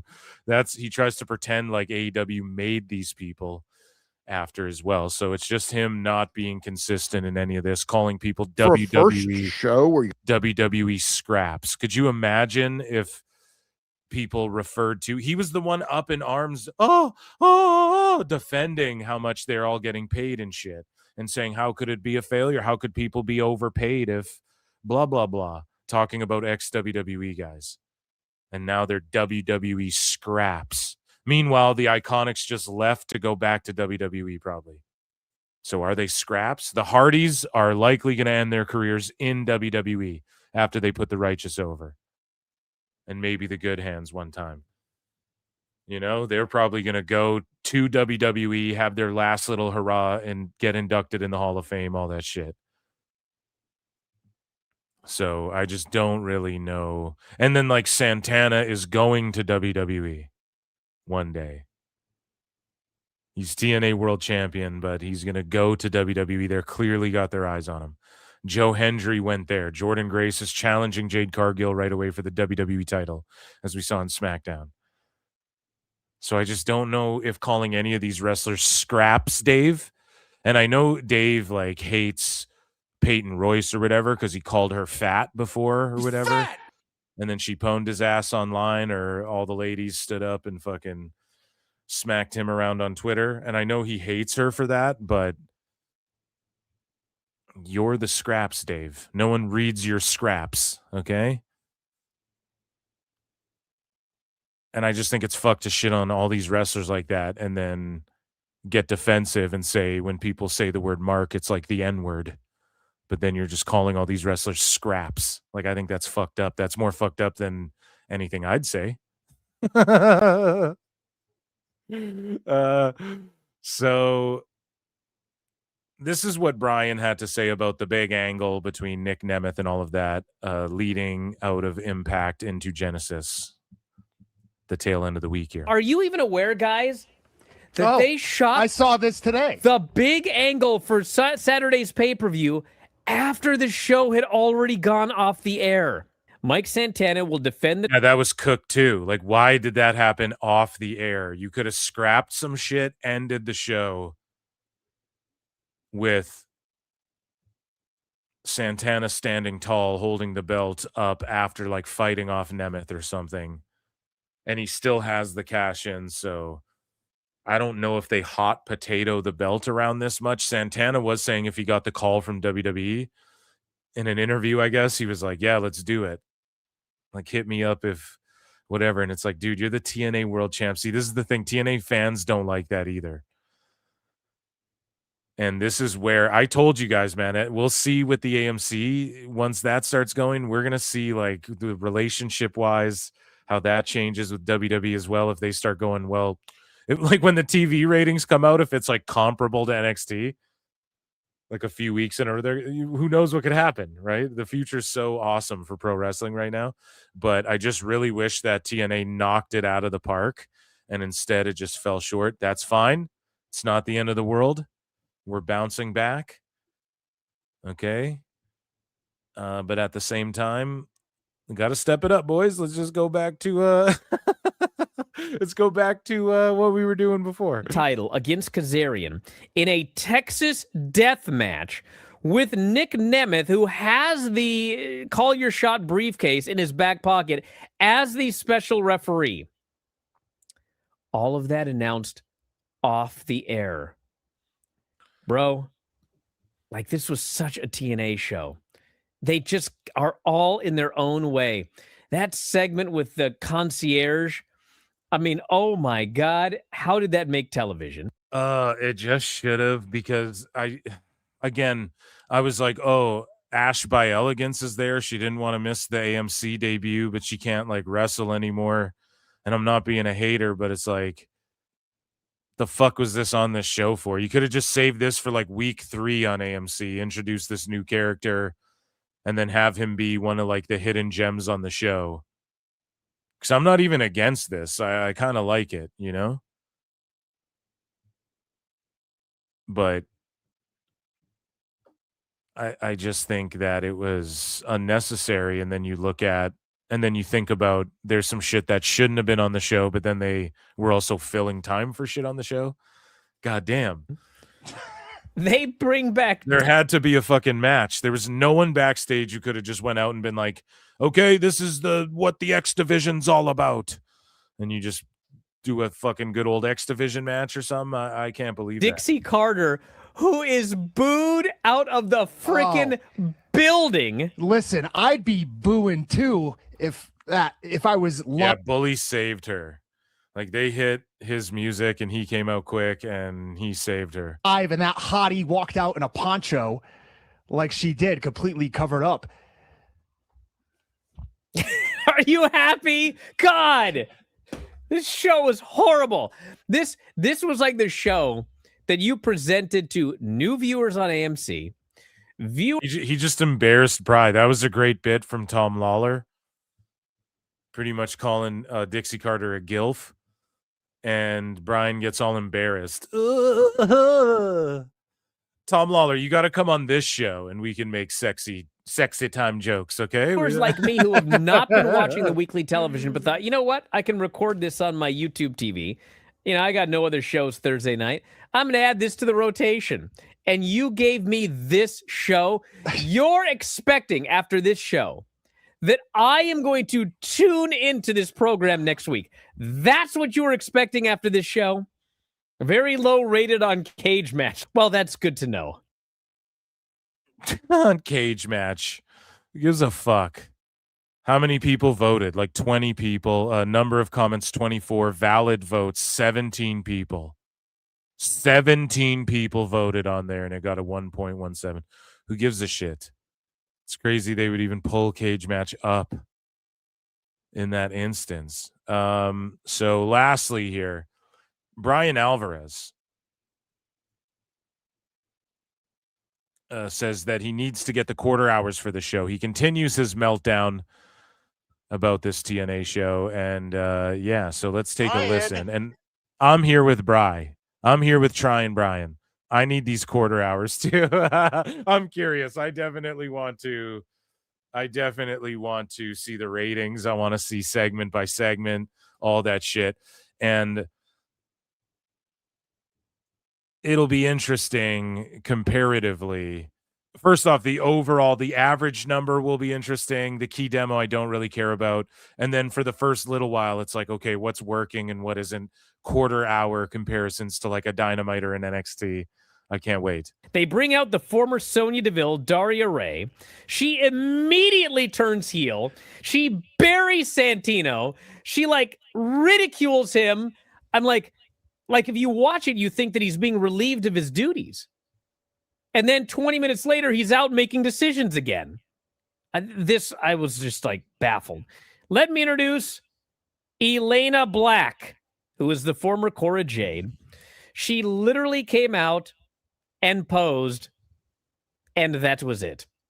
Okay. So that's not even a good that might have been one of the only to me, just shitting on the Daria Elena Black thing. I thought that was like one of the best parts of the show. And she comes out, poses, and then it goes to commercial. That's fine. She doesn't need to say anything, right? Sometimes it's like less is more. Camille didn't need to say shit, was getting over in NWA. She didn't need to say anything. Don't have her say shit. She does enough talking online and socials and interviews and all that. You know what I mean? Just let her come out, hit her pose, commercial. Next week, we'll hear from Cora J or Elena Black, right? I'm okay with that. That's like smart booking in a way. But yes, like having just Santino make decisions without Daria being involved, whatever. I think you're overanalyzing that, but that's just my opinion. But I am with Bri as far as like, yeah, some of the formatting, some of the play. Okay, whatever. I've made my position. You guys know what it is. Personal concierge is in the ring. He's doing this promo with Perez Hilton. This is straight out of 2002 Ohio Valley from the Davis Arena. It just didn't need Perez Hilton. Who knows what type of money that cost them? Fucking stupid. What is he charging to be on this show? He doesn't need to be there. This segment didn't need to be on this show, but I did like this. I do like this Mr. Elegance guy. M.E., he did a good promo. It's just the classic, like, he's going to be everyone's whipping boy. You know, he's going to get wins over some nobodies. He's going to, like, cheat his way to a fucking title eventually. They're going to try and get this, like, narcissist gimmick over. Every wrestling fed's done it. I'm okay with it, but yeah, it doesn't need Perez Hilton. Like, what the fuck? Why would I didn't understand it when he announced it. It was so bad. They announced that they've got a new makeover here. This guy, Mr. Elegance, debuts. They show the big screen. A week ago, he was allegedly fat. Now he's fit. I'm like, I got to have the quarter hours for this show. So is that okay? So that was supposed to be him. I thought when he pulled the fat guy up on the Tron, he was saying like this guy. So he maybe, yeah, he was talking about himself. I thought he was trying to say like, you see that guy? That's like your average schlub. But I guess that was supposed to be him, even though wasn't he just an OVW? Show. Did anyone not leave? Not that like that's uber sicko shit. You got to be an Al Snow sicko during this segment. Did anyone stick around after this segment? Vince McMahon would have ridiculed this segment and went, no way we're putting this on TV. It's not happening. No, he'd have fucking loved it. He'd have been like, yeah, and after I'll take a shit on everyone except for Mr. Elegance, pal. Yeah. He would have loved it. He'd have been like, Mr. Elegance, quick, send him out there. You stand under those feathers for 4 minutes or you're... God damn it. Okay, so I guess that was ladies and gentlemen, that was a based Bryan and Dave Meltzer. Not really. Meltzer was projecting. Okay, we got to be honest. He wasn't really for, you know, the young superstar, you know, babyface, you know, that former heel thing. So Dave was kind of projecting there. I didn't like that part, but otherwise Bryan was. But you notice, like, when you could argue TNA's genuinely that was a bad show. I hate to be so harsh on it. He's not as outraged as when he's fake outraged over, like, NXT. That isn't that bad. You notice, right? Because why? The shit, he can just say it and we all go, yeah, that was kind of shit. But with NXT, he's like trying to convince himself with the faux outrage and other people, it's so bad. And it's like, it's not really that bad, bro. You're trying too hard. So I give him his due. I give him his due for that. Okay. What do we got next? I guess we could get into that was TNA news. What a long ass as well. That was like all the TNA stuff. TNA longer than WWE or AEW news tonight. We do have some miscellaneous news, ladies and gentlemen. I'm going to check in with chat. You guys can see that, right? Okay. Phil Marks Out is my other YouTube channel where I talk pop culture and shit like that. PSJ for 5 says, I'm starting to think I only watch wrestling so I can laugh at Uncle Dave's dumb takes. Dude, you already know. Just in, we have confirmed that Dave Meltzer fears PWT and flutes. It is funny to see him just like make up shit about WrestleMania and all this stuff and just like change what he's saying week by week and then just saying dumb shit about like the black bodybuilders at the tryouts. And it's like, dude, have you seen the tryouts, Dave? You know, so he just makes shit up. And then he's like, people were saying that they're getting concussed left, right, and center. Oh my God, Dave. So you saw that one girl who posted a video and said, I got concussed and people were getting concussed left, right, and center. And then you extrapolate that to mean people are saying, telling you that they're getting concussed left, right, and center. God damn it. He's just so like mental, you know? Roos J has been a member for 2 months and says, what's the context of poor people don't watch AEW? So what you're talking about is this, You know, poor people don't like AEW. You're referencing that drop. So basically what had happened was Dave Meltzer said that poor people don't like AEW, bro. And he said that higher IQ people who make more money watch AEW. Some study showed or whatever. And then it's so funny because I want to say like a year, 6 months later, something like that, ESPN conducted a study, which I'm way more willing to believe over a Dave Meltzer Wrestling Observer study. And ESPN said that, I guess, on average, like out of hockey, football, baseball, and WWE fans, not pro wrestling, it was like NHL fans, MLB fans, NBA fans, NFL fans, whatever, WWE fans. WWE fans are the highest IQ sports fans. So that's like now maybe that's attributed to like all pro wrestling fans or whatever, and they just call it WWE because it's ESPN and they give out an SP for WWE and all that shit. Maybe that's the case, but that's a more realistic study. I trust ESPN over Dave Meltzer. That's all I'm saying. And I don't really trust ESPN either. You know? They just report the scores, dude. I don't know. But listen, Dave went out there and said poor people don't like AEW. Meanwhile, their tickets, now what do they brag about? That their tickets are so cheap and for families. The struggling family guy who can't afford these outrageous WWE tickets. This is the show for you. Bring your whole family. Blue collar. But Dave is like, oh, well, these rich elitist motherfuckers are the only ones who like this show. And it just wasn't true. It's just fake studies. It's just fake shit Dave sees in his bubble of mentally fucking insane sickos.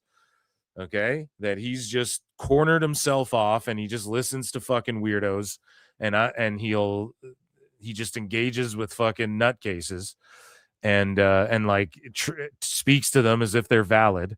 And all that's done is like warped his brain. And he's like old and shit. He's clearly losing his mind a little bit. Like there's clearly some shit going on. I don't know. I'm not a doctor. I always try and diagnose it. It's part of the fun. I need to find like a psychiatrist or whatever the fuck to come on the show and explain Dave Meltzer. You know, I should really do that. I'm going to put the work in. We're going to find someone. But yeah, he claimed that at one point, and it's just ludicrous. Luda.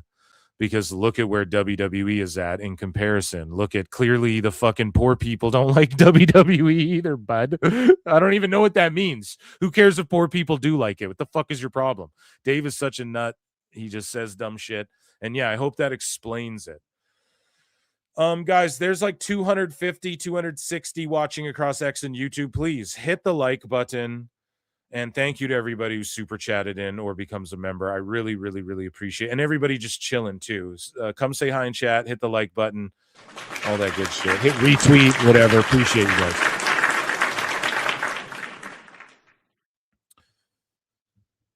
Okay, so let's get into, ladies and gentlemen, some bad news.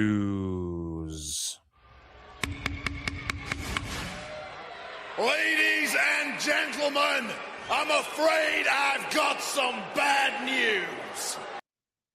It's miscellaneous news, folks. A judge ruled that WBD doesn't need to disclose details of their deal with Netflix in the latest blow to Paramount Skydance per CNBC. And I'm putting this in miscellaneous news now because this shit is all over the place. Until, like, it doesn't really quite pertain to just WWE or AEW. It's so funny how the wrestling war, quote unquote, is going on, and then it's like Netflix buying WB, the thing that AEW's on. There's been so many coincidences. I swear we're in like a fucking, this is like a Truman Show type fucking timeline with how all of these things always play out like this. It's Netflix and WB, but it doesn't even have to be about the pro wrestling, but it directly affects the pro wrestling on both sides. It's so funny and awesome for this show. Moving along. Speaking of Cora Jade, her and Mandy Rose were on OF doing OnlyFans Wrestling, OFW, and they had a cage match, bra and panties match. Yeah.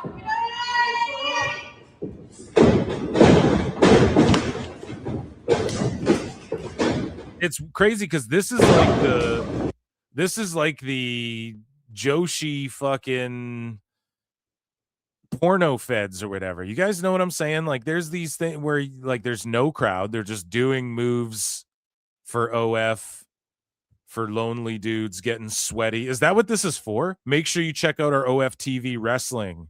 And they're in a cage. Like this is some real sicko shit right here. Shout out them for staying sharp, and Mandy Rose can still clearly go, right? What's the over under on her showing up in TNA? But yeah, I don't know. That's some real fucking OF TV wrestling. I ain't hating on it. Rob Van Dam's got to be pissed. You got to think him and Katie Forbes were already, didn't they launch like wrestling fans or only wrestlers or whatever? Apartment wrestling, yeah, whatever that shit is, it's fucking, that's what that is. That's the equivalent of that. So I don't care what anyone says. Hate on me all you want, but too many motherfucking Simps in the world for that to even exist. So Braun Strowman's Everything on the Menu show has been renewed for a second season after being one of the highest rated shows on cable. You love to hear it. Yeah, so they're bringing him back for this show, and WWE's producing it still, and they should bring him back with the Wyatt Six just as their secret monster. He doesn't have to be there every week. He just shows up like the lights go out. Strowman shows up like Sting and helps them in a time of need. And you could work that into their spooky storyline stuff where it's like, you know, he's like King Kong. When you need him, he's just there. I don't know. I think that could be cool. No? WWE, well, we'll get into that in a second because we're going to circle back to that actually. So the veteran Jack Vaughn woke up and chose violence today. Actually, we're talking about TV stuff. So here's just a quick streaming services by share. Shout out Rajagiri by share of TV use. So YouTube 12.9, WBD 1.3. Again, I just show these charts. And then in February 25, 11.6 for YouTube, so it fluctuates a bit.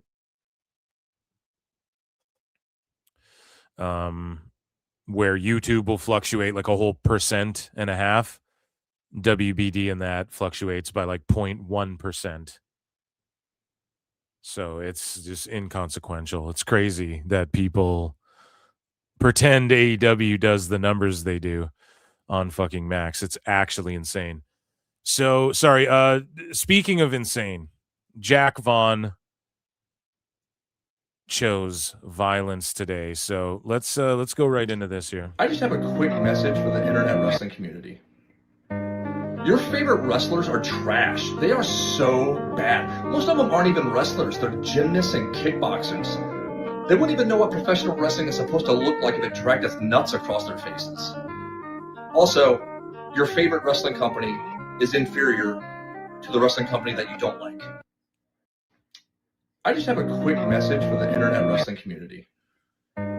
Your favorite wrestler... Damn, there you go. So shitting on all of us. Shout out Jack Vaughn. He's a good dude. I should get him back on PWT.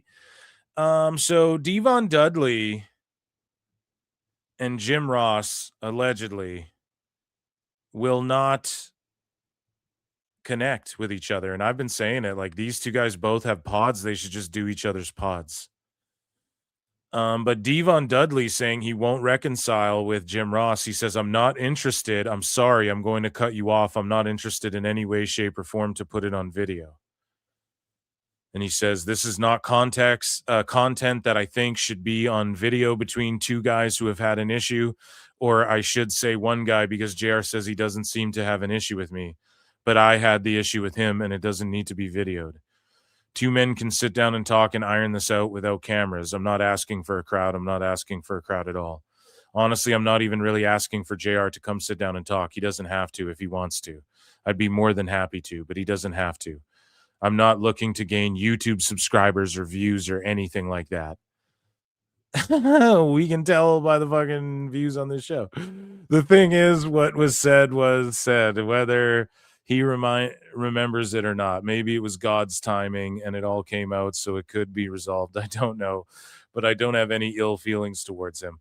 Again, if he wants to sit down and talk, we can sit down and talk, but I'm not doing it with cameras because nobody else needs to know what me and JR talk about between me and JR. Yeah, but like, well, then why did everyone bring it up on fucking podcasts? Like, this is the problem, Devon. You brought it up on a fucking podcast, and then JR responded to it on a fucking podcast. And then it's like, well, no, we don't need podcasts for this. But it's like, well, JR needs to clear his name publicly. No? And it would be nice, but like, again, I don't blame Devon for saying like, well, let's just do it personally or whatever. But he's just like, I don't even want to do that. I don't even want to do it at all. So it is what it is, and it's incredibly unfortunate. And it's odd because do you hear any other stories of Jim Ross being like racialist towards people? I'm just trying to think if there's ever been one other one that I can think of. We covered it on the show. Matt Keane was like, oh, I've talked to people who know JR, and they said that he would never do something like that. But it's like, well, how is Devon Dudley? Is he just making it up? I don't think he's just making it up. There had to at least have been a misunderstanding. At the very least, there's a misunderstanding that happened years ago that never got rectified. So hopefully they can come together. But yeah, if they don't do it on cameras, I don't personally care, but I hope we hear that they reach out to each other and like squashed whatever this shit is, and it doesn't get drama farmed. Devon's like, I don't want clicks and shit. But again, you're on a pod. And clearly it's trying to get views, or you wouldn't upload the shit. So don't be saying you don't want fucking views and stuff, because that ain't true either. You wouldn't upload it. You wouldn't do the shit on air. You would just, again, that would have been a text conversation between you and your co-host. So anyways, moving along. Speaking of storylines and drama and all of this, Ringside News posts this salacious headline: Vince Russo accused of sending very personal photos to female JCW star. And then people jumped all over Russo. And Jeff Lane was out there being like, hey, man, everything's cool. This is just storyline, da-da-da, and he's out there defending Vince Russo. And I'll give Vince Russo credit, like, good on him for living the gimmick, like living the storyline enough to be okay with Ringside News writing some crazy shit like this, knowing that people will just read the headline and not really understand that this is a JCW storyline that's going on and just assume that Russo's some fucking creep. Like, that's pretty gangster of him to do that as far as like keeping kayfabe alive. Because ain't nobody's doing that anymore, you know what I mean? So that's pretty, and especially for like how hated of a guy he knows he is. Pretty ballsy of him to do that for JCW. But Big Alice Crowley, who she is the showrunner for the women's division of JCW. And she took part in a brief backstage interview during this week's episode of JCW, and she said, well, it's very simple. Russo asked me for some very personal favors in order to get a push, but when he turned that down, he asked me for some very personal photos of myself, but when I turned that down, he decided to send me very personal photos of himself. And when Alice Crowley was asked to show proof of these photos, she looked down at her suitcase and she didn't like what she saw. Oh shit, that's in my bag. Who did this? And yeah, it's a play, as Ringside News writes here. This is obviously a play on a lot of scandalous legends in pro wrestling history for some people in charge sending inappropriate photos to talent. We'll have to see what happens next. So he's just willing to do this crazy ass shit. How long? Whole episode here, but he's willing to do this crazy ass shit and try and drum up attention and do this like, yeah, I'm a perv, me tooing people and shit, you know, like as part of a wrestling storyline. That's You what? Like, here's the thing. I'll put it over like the ballsiness of it.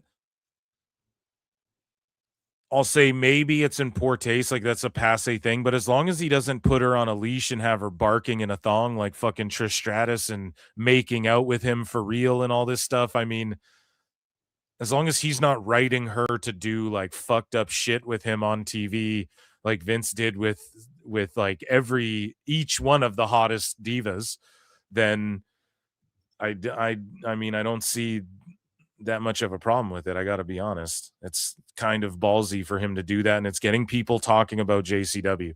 Love it or hate it, Vince Russo, bro. Vince Russo, let me tell you about Juggalo Championship Wrestling. He's getting people talking about JCW. So it's fucked up. I think he's taking shots at Vince McMahon, but also ballsy move to do that when so many people hate him. And you know they're just going to run with that forever and go, look, do you remember when Vince Russo harassed a girl? And then everybody will be like, that was a part of a storyline. It was fake.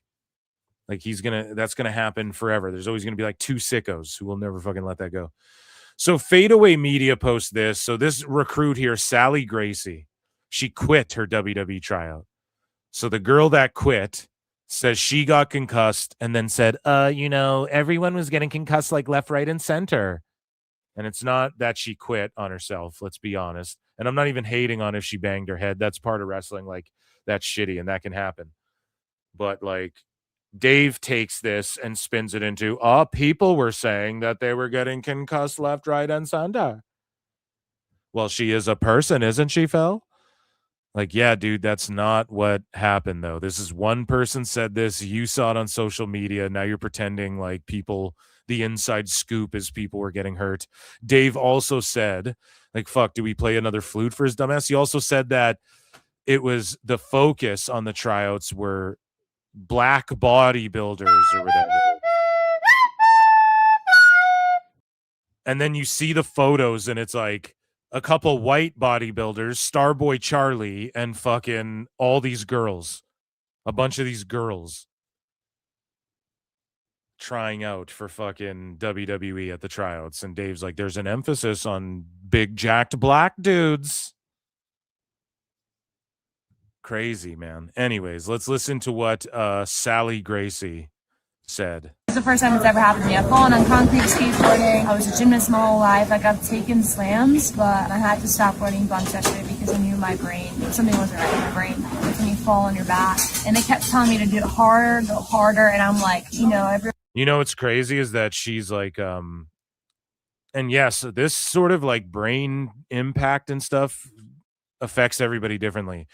But she's saying that I've skateboarded, taken slams my whole life. But this was like, yo, you might have some shit. You know what's crazy? She might have some shit from before she didn't deal with entirely. And this wrestling, because of the fact you have to just bump. Like you're like a boxer. You're accepting like, I'm just getting CTE. It's what you're doing as a pro wrestler. It's like exacerbated that for her in a tryout. And it's like she might have. It's scary to say, but if she's saying, oh, I've slammed a bunch before, I'm a skateboarder and shit. Yeah, you might have fucking hit your head before or taken back slams that affected your neck and head that you didn't deal with properly in the past. And that's why it affected you so badly in the tryout, which is scary to think about too. I'm super respectful in the wrestling industry, and I'm a respectful person myself, so I go up to the coach, and it took a lot of nerve. In front of everybody, I went up, I shook his hand, I go, sir, with all due respect. And I don't remember exactly what I said, but it was something like, I got a lot of stuff going on right now, I can't ruin my brain, and I know something's not right in the head. So I had to take the L in that one and step out to protect my noggin. But it was just crazy. Everyone's getting concussed left and right. Yeah, and her nose is bapped up. Like she looks like she's broken her nose or been punched in the face. They're saying that there's going to be more happening. I'm obviously facing repercussions right now. Like, and I'm talking just in her personal life. I don't know what this girl does. Is she a boxer or something? Does it say? I don't know. Yeah, good for her for stepping out and saying, like, I'm protecting my brain health, though. Because, like, wrestling ain't worth that shit. That's for goddamn sure. Not that early on. So let's quick little update.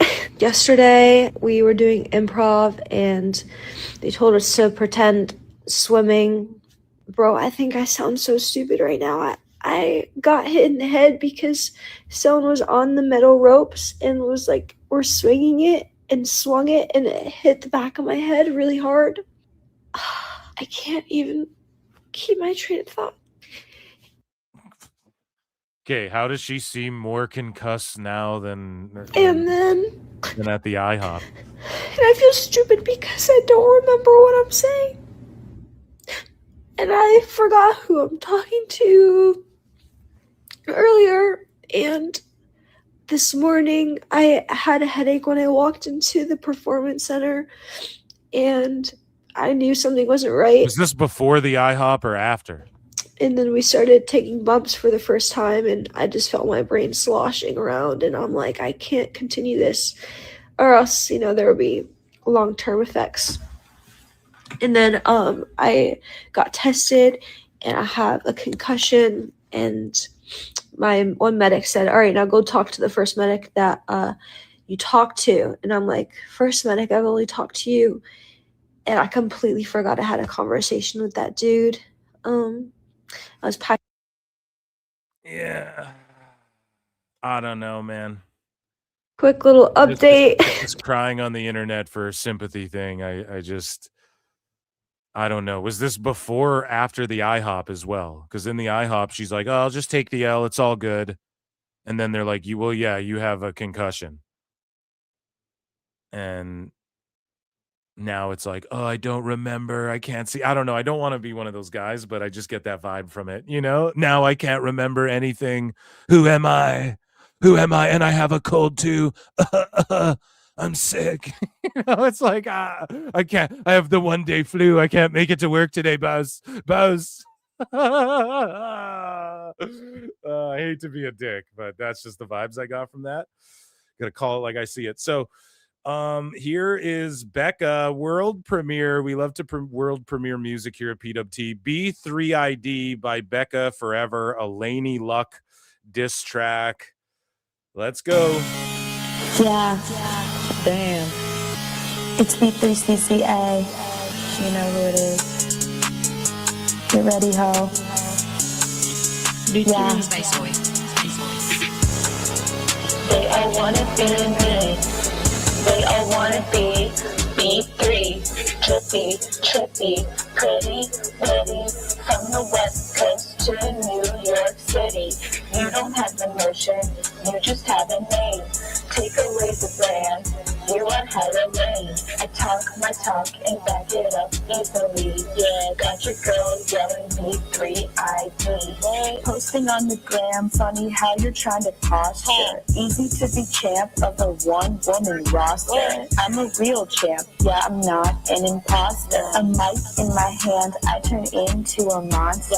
Sad you're obsessed with the likes and the clicks. How you still saying turn in 2026? You really are lucky that you have any fans. But your luck will run out when you catch these hands. Damn. Yeah, how are you still doing the whip in 2026? And you know, it's good you don't even try to nay-nay. I'm glad, because I think I would die from the cringe. For real. No cap. They all want to be me, yo. They all want to be B3. Let's go!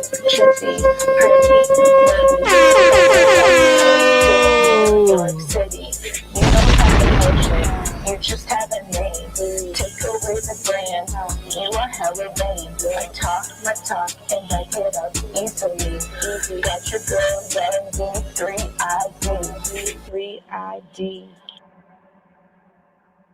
And that, ladies and gentlemen, was miscellaneous news. How about it? Amazing, amazing stuff. Ladies and gentlemen, I'm afraid I've got some bad news. Rabid Wolverine LC Killer 17 for 2 says AEW tickets are still expensive. Yeah, but they're not as expensive as WWE's.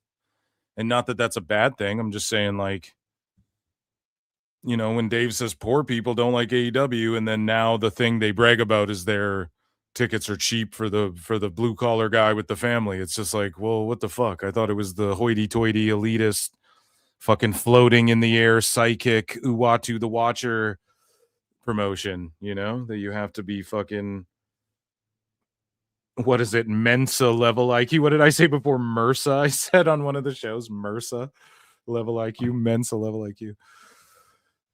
Becca just gave me a concussion. AEW YouTube page released a clip with the Rascals in the back, but Trey Miguel was there. Yeah, well, he's signed up, though. He signed up, so I'm getting PTSD from this App Store beat mix. You guys don't like Becca or what? So let's get into, we got a little bit of WWE news. And we got a little bit of AEW news. And so, yeah, let's get into WWE news first, because there's legit a little bit. Guys, make sure you hit like and subscribe. If you're getting a VPN, click my link below, nordvpn.com/ProWrestleTimes, and get 70% off of 2-year plans, okay? And you can, there's like 30-day money-back guarantees, 10 devices. You put Nord on 10 devices and keep yourself safe online. But you got to click my link below, okay? So in some news here, ladies and gentlemen, it is time for WWE.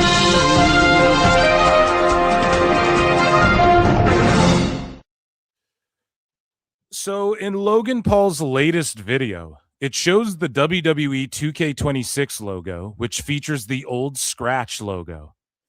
And it looks like there's going to be a big retro theme. So it's been revealed that CM Punk, if you guys are video game nerds, nerd alert, CM Punk will be like the featured showcase superstar. And they are using the Scratch logo to promote 26. So perhaps more of an Attitude Era influence. I would love if that was the case. We know that Nick Khan is a big like ECW mark, and he got New Jack in this last game and all this shit. And so it'd be cool if it was like an Attitude Era ECW, WWE, WCW at the height type thing as far as like theme wise, but then the showcases around Punk, but he also debuted in like WWECW. So maybe they could do some of the one night stand shit or whatever. I don't know. Maybe I'm being too hopeful, but there's other rumors that apparently like there's going to be over 400 superstars for a fact. Fucking AAA wrestlers have been scanned for this game. I think TNA is going to have an influence on it. They've added match types like I Quit, I think, is back in the game. 3 Stages of Hell for Rhodes and Drew. I think they added like Dumpster Match, Inferno Match. So I don't know if you guys are gamers. I'm pumped for this. And yeah, we got to do an online GM mode. We got to do it this year for this year's game. I barely fucking played GM mode on 2K25 or Universe mode, like at all. So this year I want to actually do it, and I'm going to buy this game. But yeah, that's 2K updates for you. And they are using that Scratch logo, which is cool. Everybody's a member berry mark, okay? We all can agree we're fucking member berry marks. Moving along here, Jade Cargill linked up with Ben Affleck and Matt Damon. Fucking Batfleck and Jason Bourne, dude. Reindeer Games and fucking Jason Bourne. Jack Reacher and fucking Jack Reacher. No, I don't think Matt Damon ever played Jack Reacher, did he? No, Matt Damon has not played him. Didn't Affleck play Reacher, or am I tripping? Whatever, doesn't matter. Jason Bourne and Batman. That's what that's what matters. My dream movie for the DCEU, which doesn't exist anymore. These guys were both on Rogan as well, and I want to watch The Rip. I might do that tonight, man. That movie looks awesome. But here's some fantasy Phil Marks booking here. I always wanted to see in the DCEU like Affleck as Old Man Batman, right? Which he's slowly becoming. And then you do like a crime thriller, like a grounded Batman crime thriller superhero flick.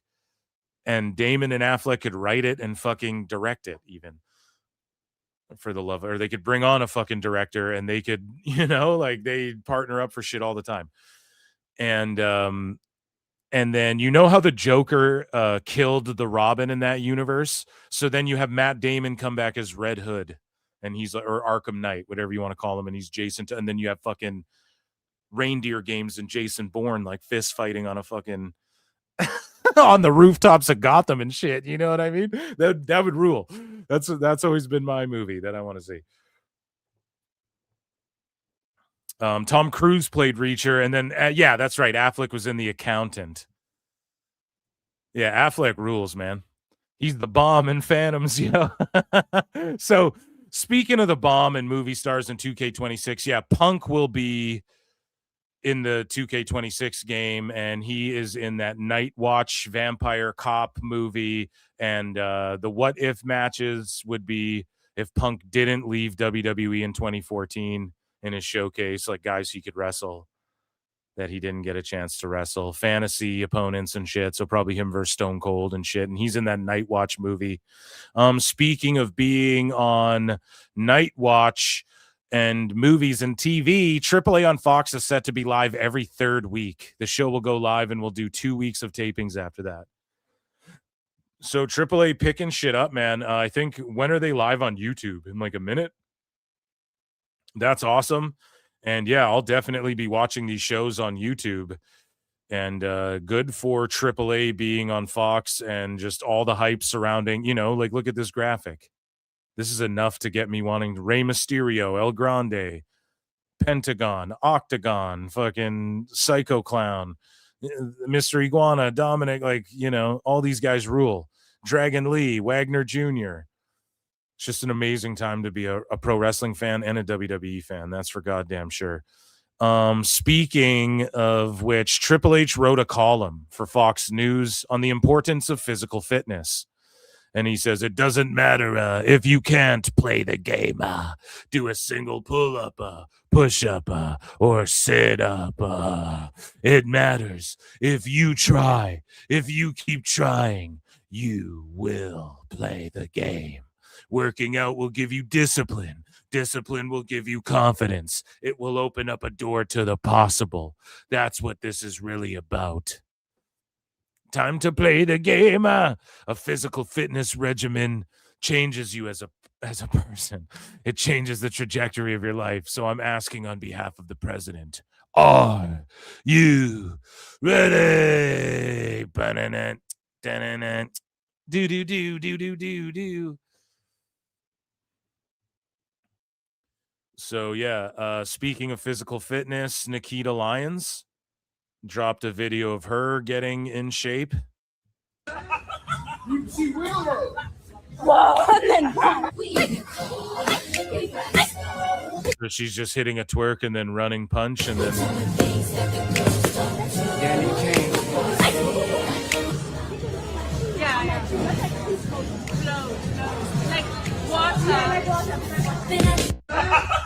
she has like legit hands for sure. Like she legit.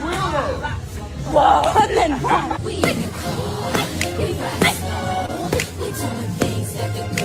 Like she keeps her hands a little low. I'd be telling her to keep her guard up a bit better, but she's throwing.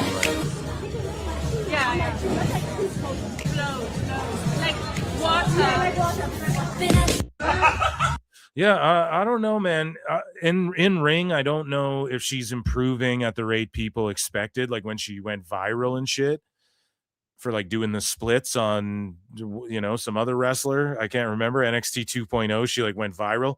I don't know if she improved as quick, but she is improving. And like, her being in Evolve is the right place. But I've said it a million times. She could just be a fucking valet who they cheat by. She just like nunchucks you when you're not looking, or she just wheel kicks someone from behind when the ref isn't looking. And then, and she can just look sexy at ringside and fucking wheel kick a dude, black mass them when they hit the rope and the ref's distracted, and then get her tag team the win or whatever from the outside of the ring. I think she could be effective that way.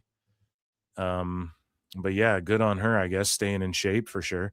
TKO has plans underway to introduce 2-night pay-per-views in the future.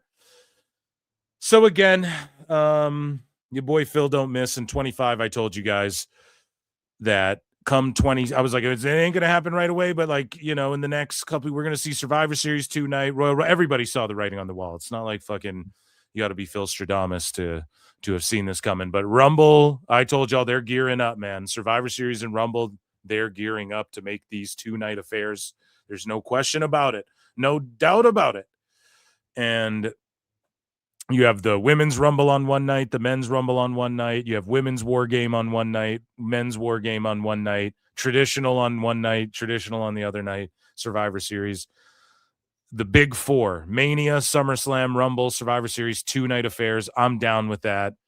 That's it, though. Don't make Chamber or Money in the Bank or any of these other ones. I know that they're going to, but at the same time, I'm going to stick with it. I think the big four should be the 2-night events, because the 2-night events make it seem bigger than just one PL. It's like it's 2 nights, it's a whole weekend people set aside and come together and party. It's like fucking the Super Bowl, if you will, but we get that 4 times a year for these big matches too that really mean something.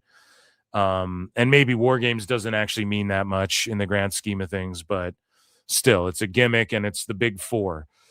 So these are going to be 2-night events, and yeah, they're going right away. So I'm always like, I'll give it a cut. It could be like 27, but no, like 26, Survivor Series 26 and the 27 Rumble are at the top of the list to turn into 2-night formats. So they're just going right away.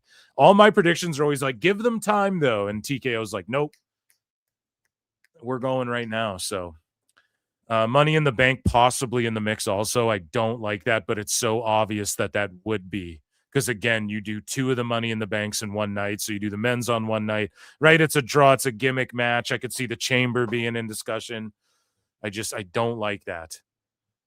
I don't want too many of them being the 2-night affairs. But we could also do this, though. Really hard brand split. And then the events that aren't 2 nights, hard, like this is a Raw show, this one's a SmackDown show, this Saturday night, and then alternate, like, or maybe Saturday night main event, everyone can come together. It's just a main event show. I'm okay with that too. But if they went like hard brand split, all the 2-night shows and then Money in the Bank's 2 nights, and then you don't even need to hard brand split like tonight's the Raw show and tomorrow's the SmackDown show. You just, it can intermingle like the Rumble. You're going to get Raw and SmackDown. In the men's Money in the Bank, you're going to get superstars from Raw and SmackDown. If they played it that way, okay, that could be cool. Because sometimes it's like, man, because that's it, man. That's why in like the Ruthless Aggression era and like during the initial brand split, why both shows were cooking. Like, I know that having each show having their own PLEs kind of, it's tough to pull off, and then it gets overwhelming with how many shows there are. But Raw and SmackDown having their own PLEs or pay-per-views before, like 20 years ago or whatever, is why those shows meant so much more. Like No Mercy, it was a SmackDown show. Eddie Guerrero wins the title.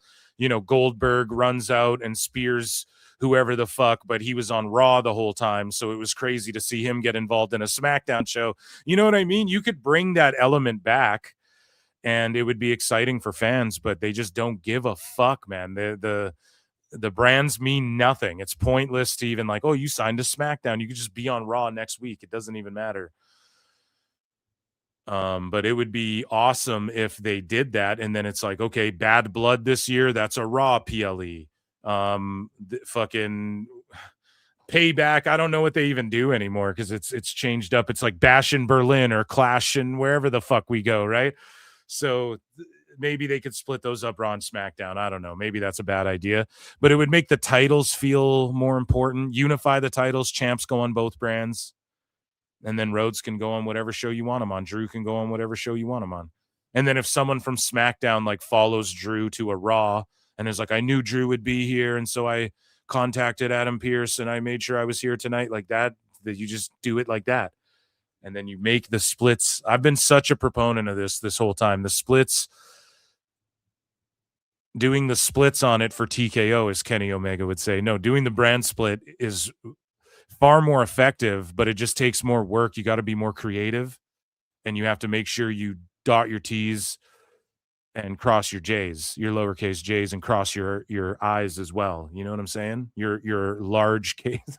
I'm trying to do it backwards. I'm trying to do a play on the fucking joke that the Wayne's World bit there, but yeah, you just have to be more calculated in how you like approach some of these things and some of these storylines. But they pulled it off before where it worked, man. And then you just have a couple titles, like the SmackDown's on USA. So then the men's and women's USA titles, those are SmackDown exclusive. So if you have that belt, you're on that show. It doesn't mean you can just show up to Raw whenever and you hold it down. That's the main belt of that show.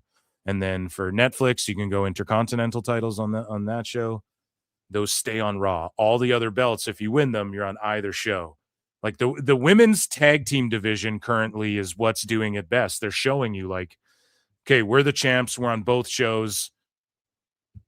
Primarily, you know who's on Raw. You know who's on SmackDown. When we're on SmackDown, we're dealing with Nia and them. When we're on Raw, we're over here dealing with the Kabukis and them, you know?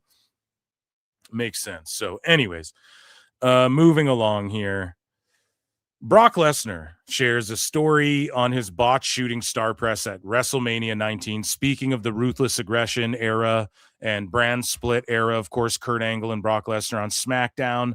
Again, just a legendary WWE title feud they had for years. And the shooting star press infamously at 19 where he lands on his neck. He's here with Peter Rosenberg, and this is something for ESPN, 98.7 FM ESPN. Shout them out. Well, that was foolish on my behalf. And like you get people, producers and people from higher up in the company that they always want this WrestleMania moment. And this would be, fantastic. And so I practiced it the night before. I was doing it in Ohio Valley Wrestling when I was being trained in it. So I'm a 310-pound man, 6'3", doing a front backflip off the top rope and landing on my opponent and winning matches. And so Mr. Perfect, Kurt Hennig, bless his soul here, but he said, you don't need to do that. Stop doing that. And thankfully, I didn't break my neck or anything like that. But I shouldn't have done that move. I finished the move. I had a concussion. Or I finished the match. I had a concussion. But thankfully, I didn't. That was the worst of it. Were you completely out of it? Because you had to hit another F5. Kurt comes and picks Kurt you up. helped me through. Kurt was talking to me, saying, "Hey, but." Kurt should have just rolled me over and pinned me. He should have just said, "Hey, that's you know what? That's enough. Kid." That's my title." Yep, and just went off script. Damn, that's funny. And that, ladies and gentlemen, was WWF News.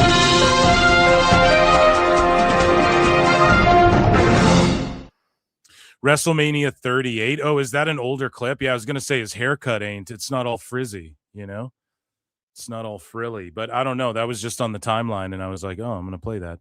It's one of my favorite memories was that era of WrestleManias, So, ladies and gentlemen, with 300 watching, hit like, hit subscribe, all that good shit, share the show. We have AEW news to get into. I cannot wait. We have some Crange Tony Khan. It's always the best. Ladies and gentlemen, patreon.com/Pro Wrestle Times.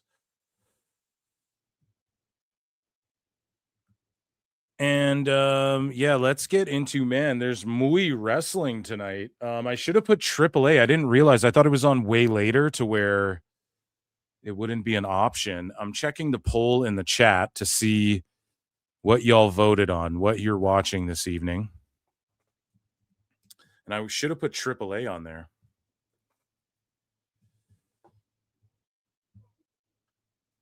Should have put AAA on there. So neither 50% of you aren't watching Collision or Genesis. 44% are watching Genesis. 2% watching Collision. 4% said both. But 50% said neither. That is crazy.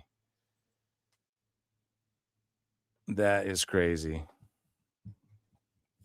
You guys are some fucking haters. Here, what's going on AAA right now? You gotta switch over here, see what the fuck I'm missing. I dig these AAA shows, man. They're way up my alley. It's the lucha I care about. Should we do a quick WWE SmackDown review or results? Yeah, let's go over SmackDown quick, because there was some big implications as far as the WWE title.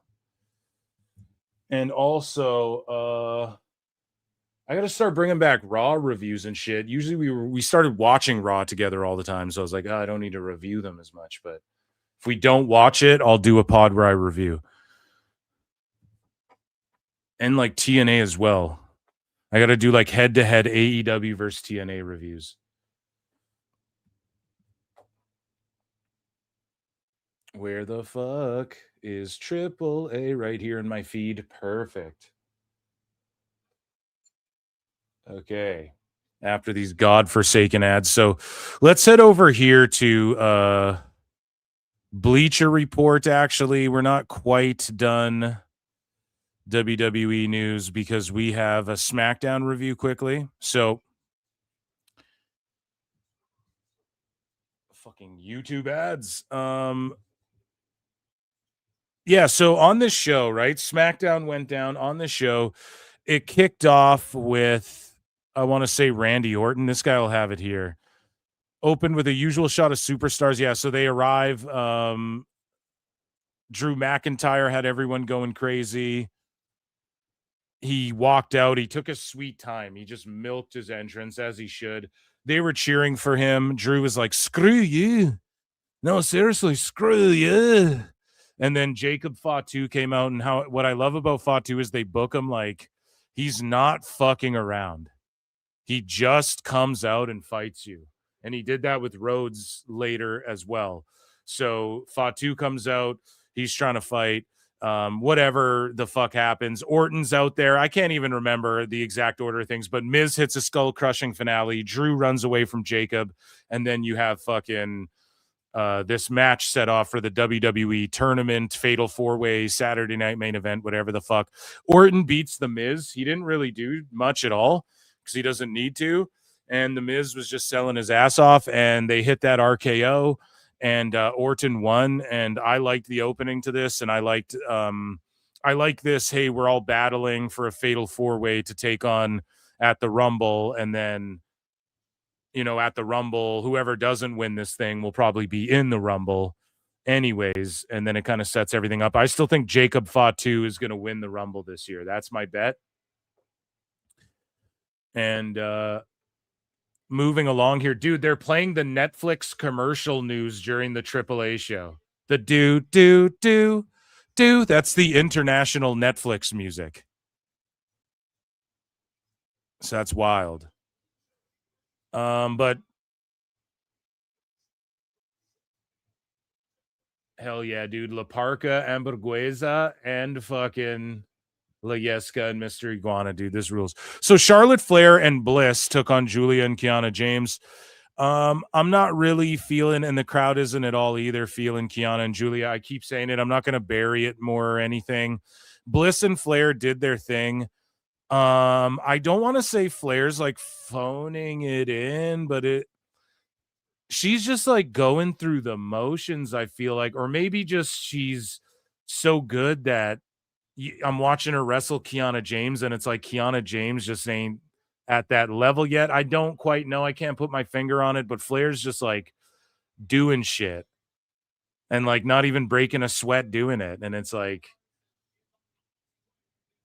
we just need more people wrestling like Dragunov, but not like as intense in him as he is as far as like beating people up and himself up. Because again, he got hard-weighed this, and it's just like, this is what I warned everyone about. Like, people are going to get hurt. You cannot, it's not supposed to be real. Dragunov's like real. You really got to, like when you have a match with that guy, you got to go fight him. You see Sammy after their match, he looked like he had the absolute shit kicked out of him. He looked like he was in a real fight. Okay. I don't think that's what wrestling's always supposed to be. That's why it's okay. Just a dose of like Dragunov rules. But, and I'm not saying Flair needs to do that, but like she's capable of just being way more intense and shit than she's showing. And maybe she's like, whatever, I just been here and did all this already. I'm in like a side tag team story, whatever. Maybe that's what it is. I don't know. But same with Bliss. She just looks so like, they just don't, it seems like they both don't give a fuck about what they're booked in right now together. But they're just profession. They're going to do their thing. Like Bliss they just both seem bored in there almost.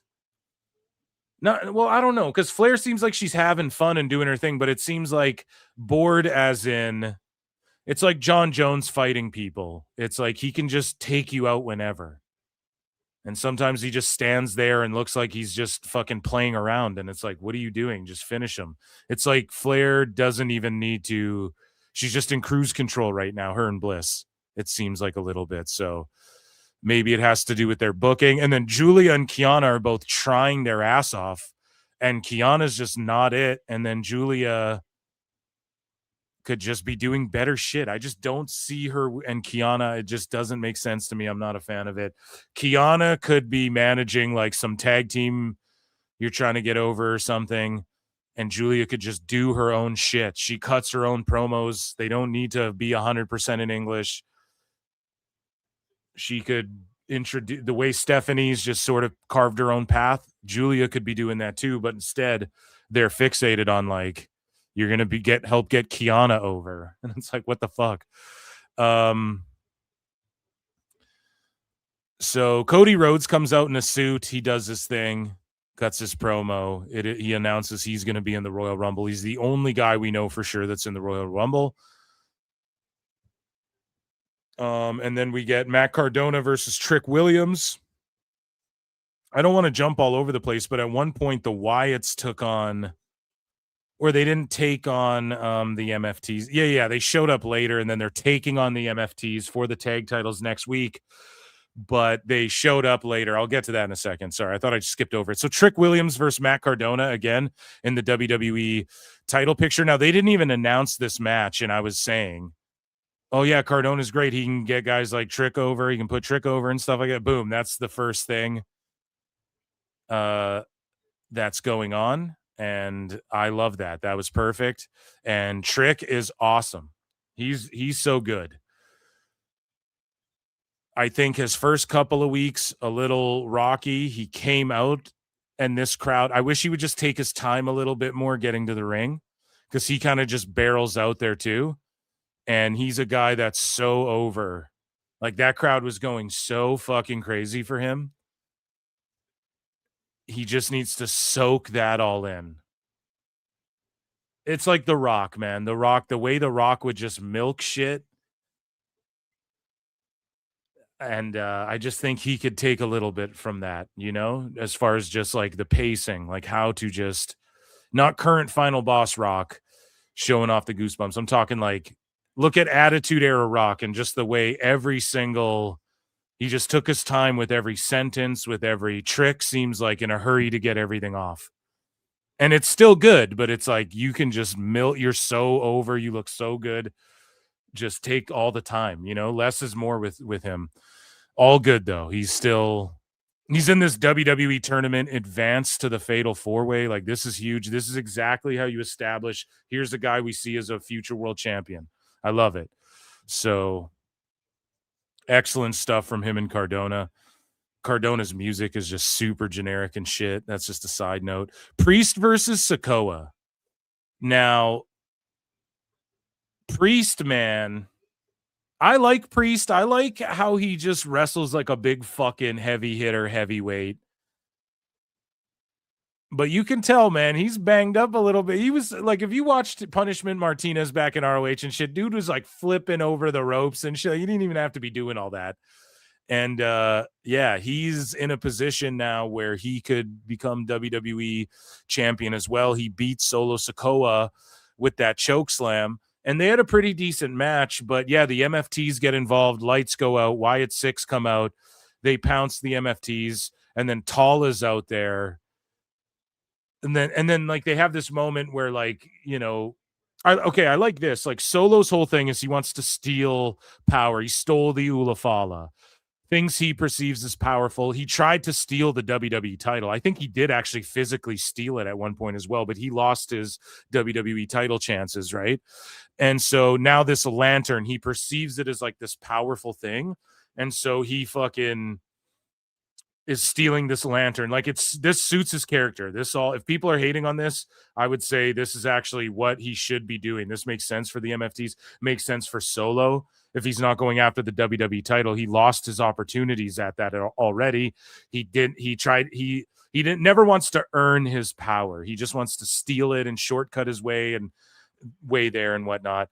And we know throughout the shows, like how many months now or weeks, where the MFTs and specifically Tama Tonga is stating, like, I'm going after the US, and you know, the other MFTs, whichever two challenge the Wyatts, are going after the tags. I think the MFTs are for surely winning the tag titles in this.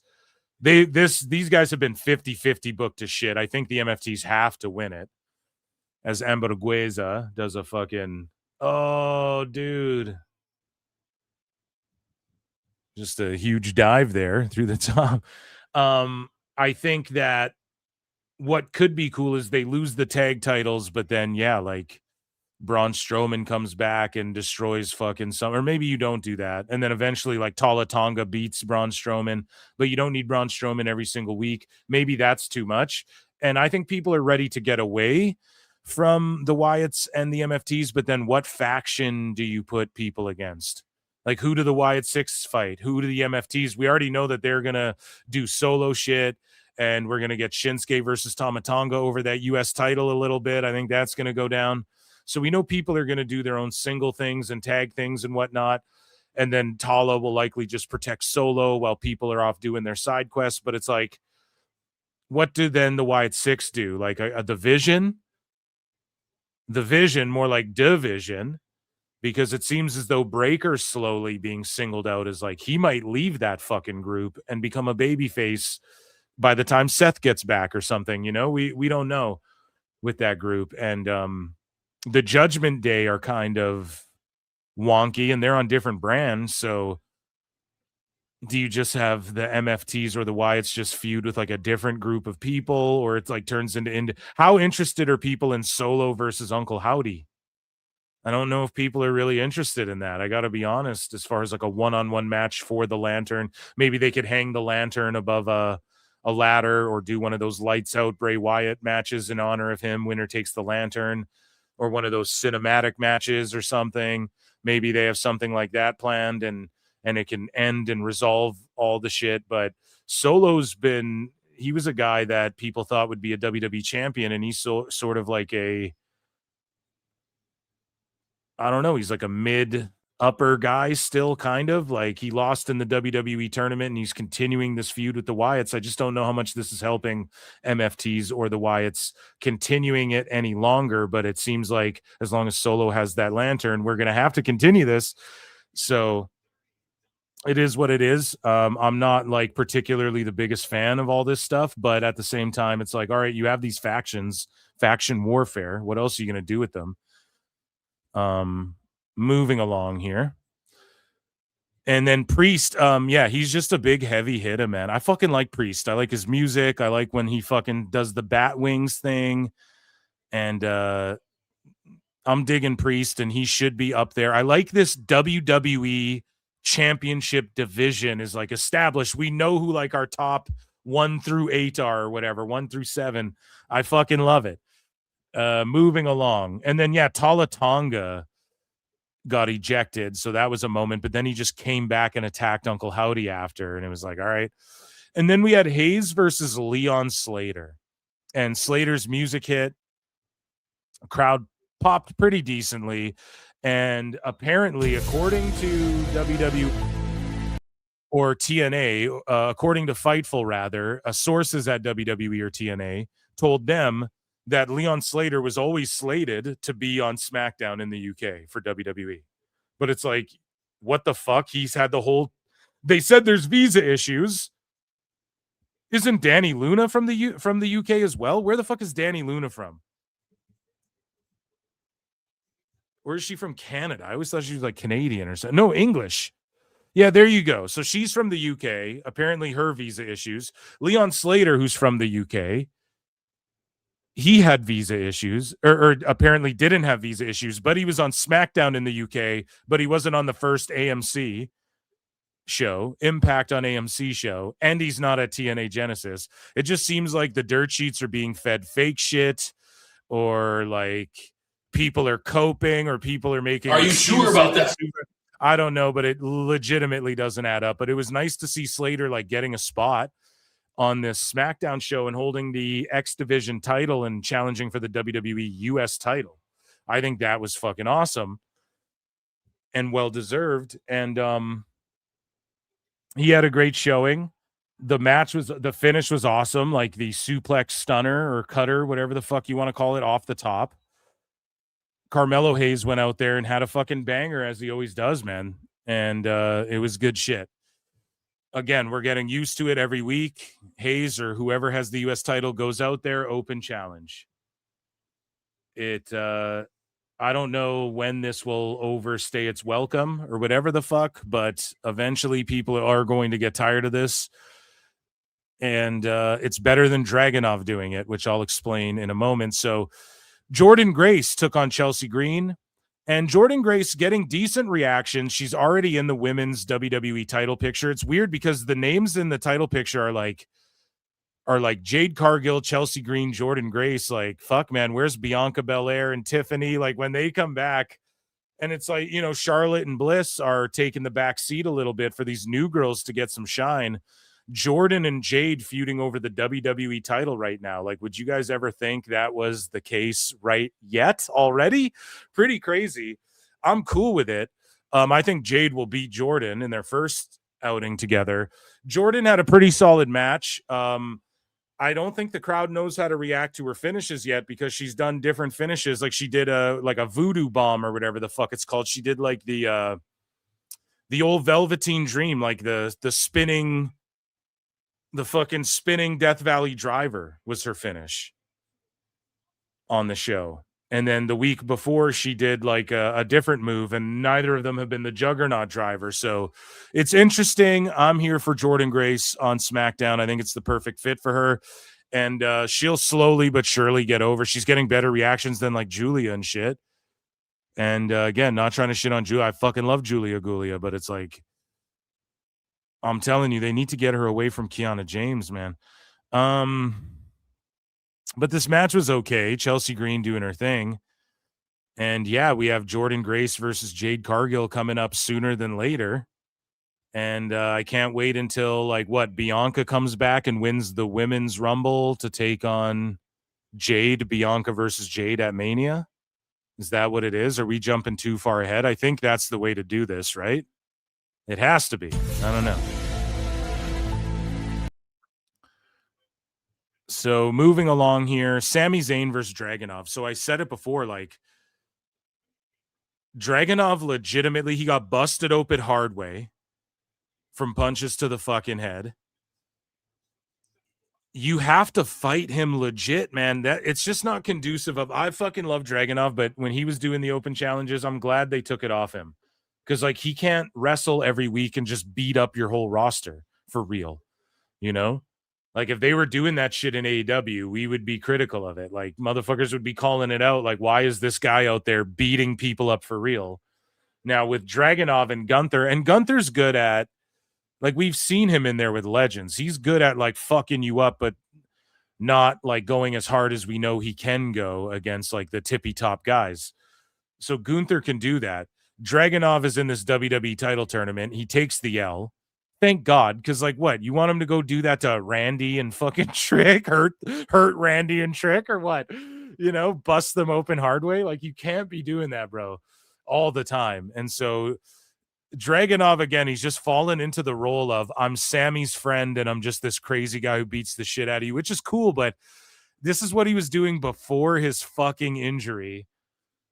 And now it's like, where does he go from here? And one thing that should be noted is Ciampa hasn't been on TV in like 2 or 3 weeks with Gargano and LeRae either.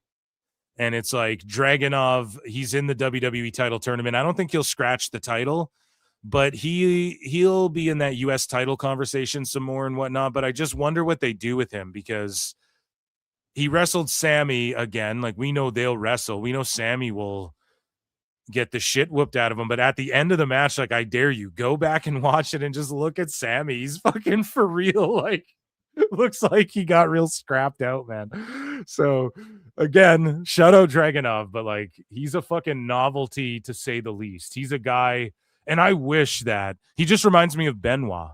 He just reminds me of Chris Benoit or like a Bret Hart, but Bret Hart would like not fuck you up. Benoit would legit fuck himself up. I don't think he'd fuck other people up that much. And we're talking in wrestling, fucking twisted, dark jokes aside, chat. Benoit, like, I don't know if he had a track record of like hurting people, but Benoit would fuck himself up, dude.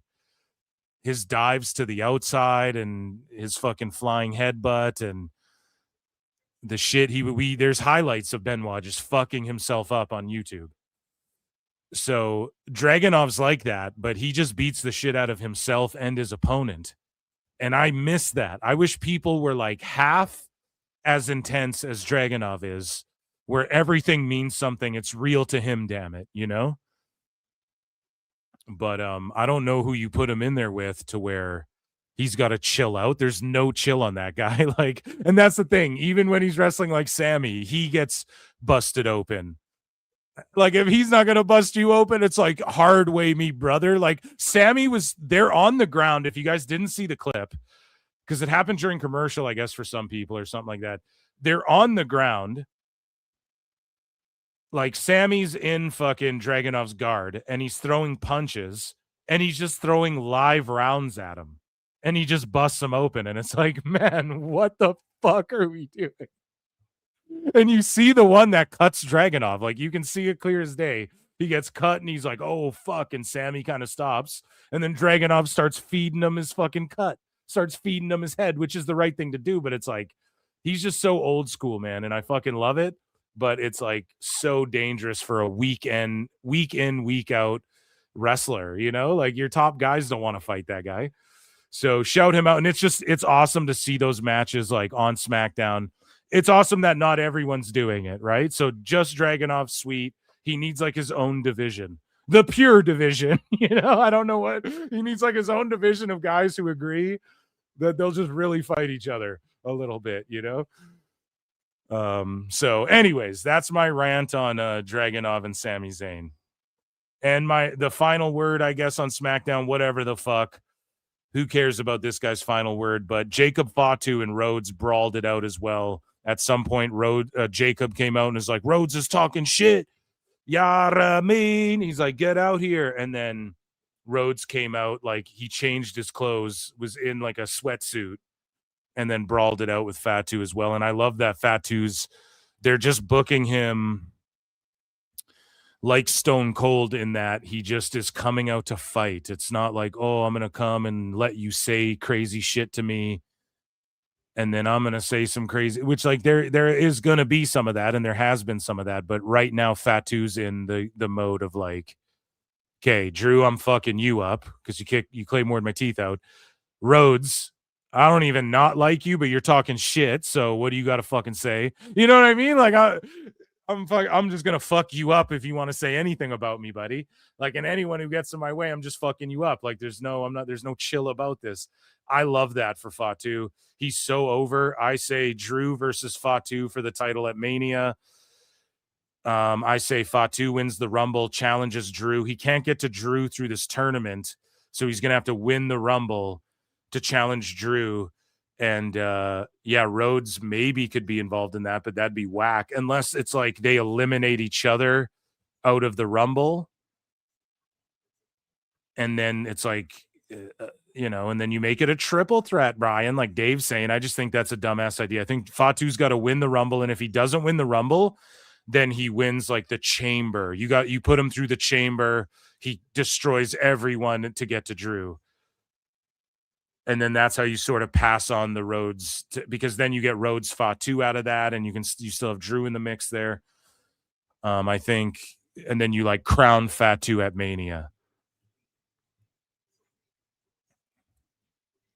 I think that's the move. And I know some people are like, oh no, Drew deserves a longer reign than whatever. I don't know about that. He's a multi-time world champ. He's getting big in Hollywood.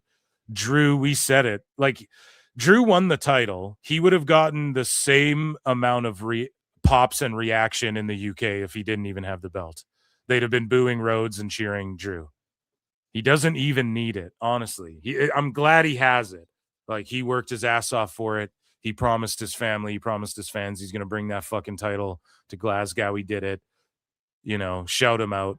But he's just like bigger than a belt even. He doesn't even really need it. So it's not like fans will be distraught when he drops it again in not too long. You give him like a few month reign, and then I think Fatu could go on a beast reign with that fucking title. Could go on like a fucking Roman level reign. He gets such big reactions and he's so fucking awesome and he's getting in great shape. Jacob is, you can tell. So, yeah, and Drew said he didn't kick Fatu's teeth out, but that's what Fatu thinks, though. So exactly why Fatu, or maybe he gets distracted, but that's why Fatu's got to get to that belt. We're going to find out who kicked his teeth out. I think it's going to be Rhodes. I think Rhodes is turning heel, and I want to see heel Rhodes versus babyface Orton at Mania, and I want to see Rhodes put a little faction together and do his little knockoff Bullet Club Elite thing, dye his hair black. And I want to see him do that shit. And I want to see him be the one who punched Fatu's teeth out. And I want to see fucking Drew sort of be vindicated, like as a villain. Because eventually people are going to embrace Drew as well. Right? So,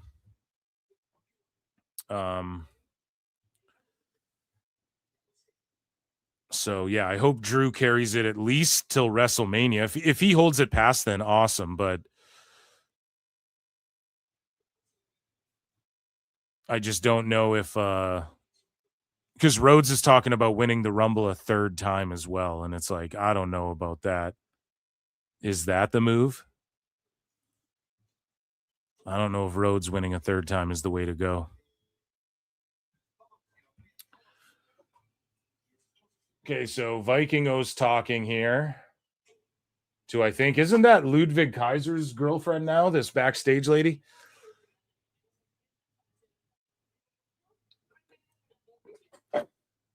I don't know her name.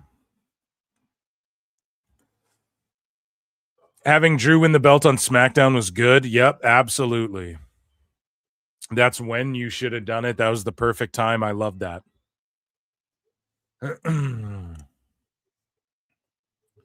Drew needed the belt. Yeah, he did this time just because of the circumstance. Like, if he lost again to Rhodes, it's like you cannot go back to this. You know, this is like third time you can't go back to it. And then the way they had him like weaselly win it, kind of in a way, it was done perfectly. But he doesn't need to hold it for a long ass time. I maintain that he can be he holds it through till Mania.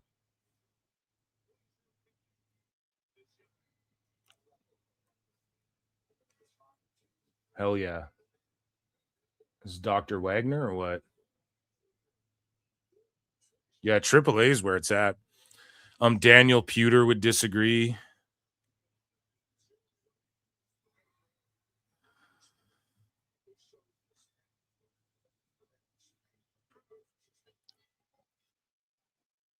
Vera is Finn Balor's wife. Oh, yeah, that's Finn Balor's wife. Oh, right. And then who is Ludwig's dating a lady who does the same thing as Balor's wife? Like she's a correspondent for football or fucking AAA or something like that.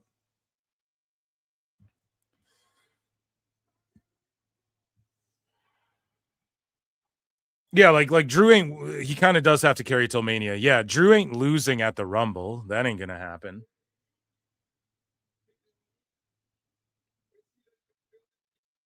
So whoever wins that is likely going to challenge him unless they go, I want to challenge Punk for the world heavyweight or whatever. But who's doing that?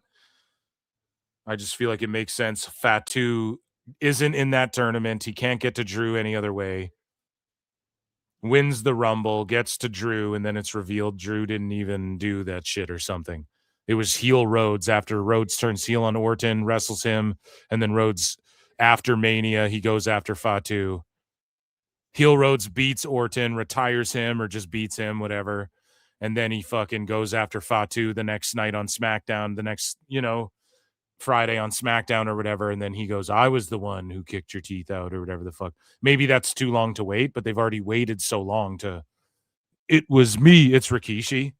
I did it for The Rock.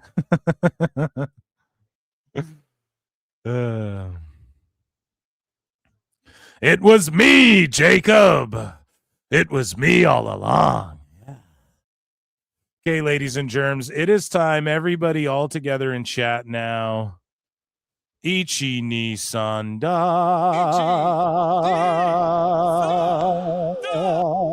Afraid of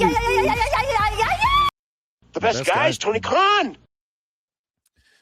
So CMLL announced that Mascara Dorada and Persephone now have dual contracts with CMLL and AEW. And then Dave was like, oh, WWE really wanted Persephone after her Forbidden Door match and against Mercedes Moné. And it's like, no, dude, she's one of the very few women in Mexico. Like maybe they watched the match with Moné, but it's just like, they need women for AAA. They're going to look at Persephone. She's one of the only fucking names anyone really knows outside of if AEW existed or not. People would still hear of Persephone and fucking Zeusis and these people, right? Like they're the standout outliers in Mexico. So Dave's like, oh, WWE really wants them. Like he's working overtime to make it like AEW's winning these fucking contract battles, which maybe possibly against TNA, but we'll see. Santos Escobar is staring down Wagner. I believe that's Santos in his mask, right? Is the mask he used to wear. Speaking of contract battles, Powerhouse Hobbs' deal with AEW is up at midnight. This is a couple days ago. WWE sources believe he's headed there. So Powerhouse Hobbs to WWE confirmed. AEW made Powerhouse Hobbs a huge, substantial offer to remain with the company, but he's leaving on good terms. Hobbs wanted to test the waters outside. I'm sorry, Tony, man. I just need to fucking go actually be booked in WWE. I'll be a fucking world champ. Do you guys think he's in the Rumble or no? Do you guys think Hobbs shows up in the Rumble, or did they just use him in NXT, or did they just use him? Like, how do they use him?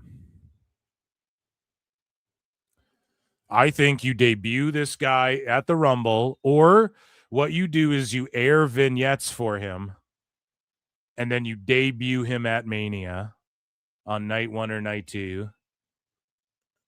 And or you play vignettes for him after the Rumble, starting after the Rumble, or you it's in 2 fucking weeks. So after the Rumble, you start doing vignettes for him.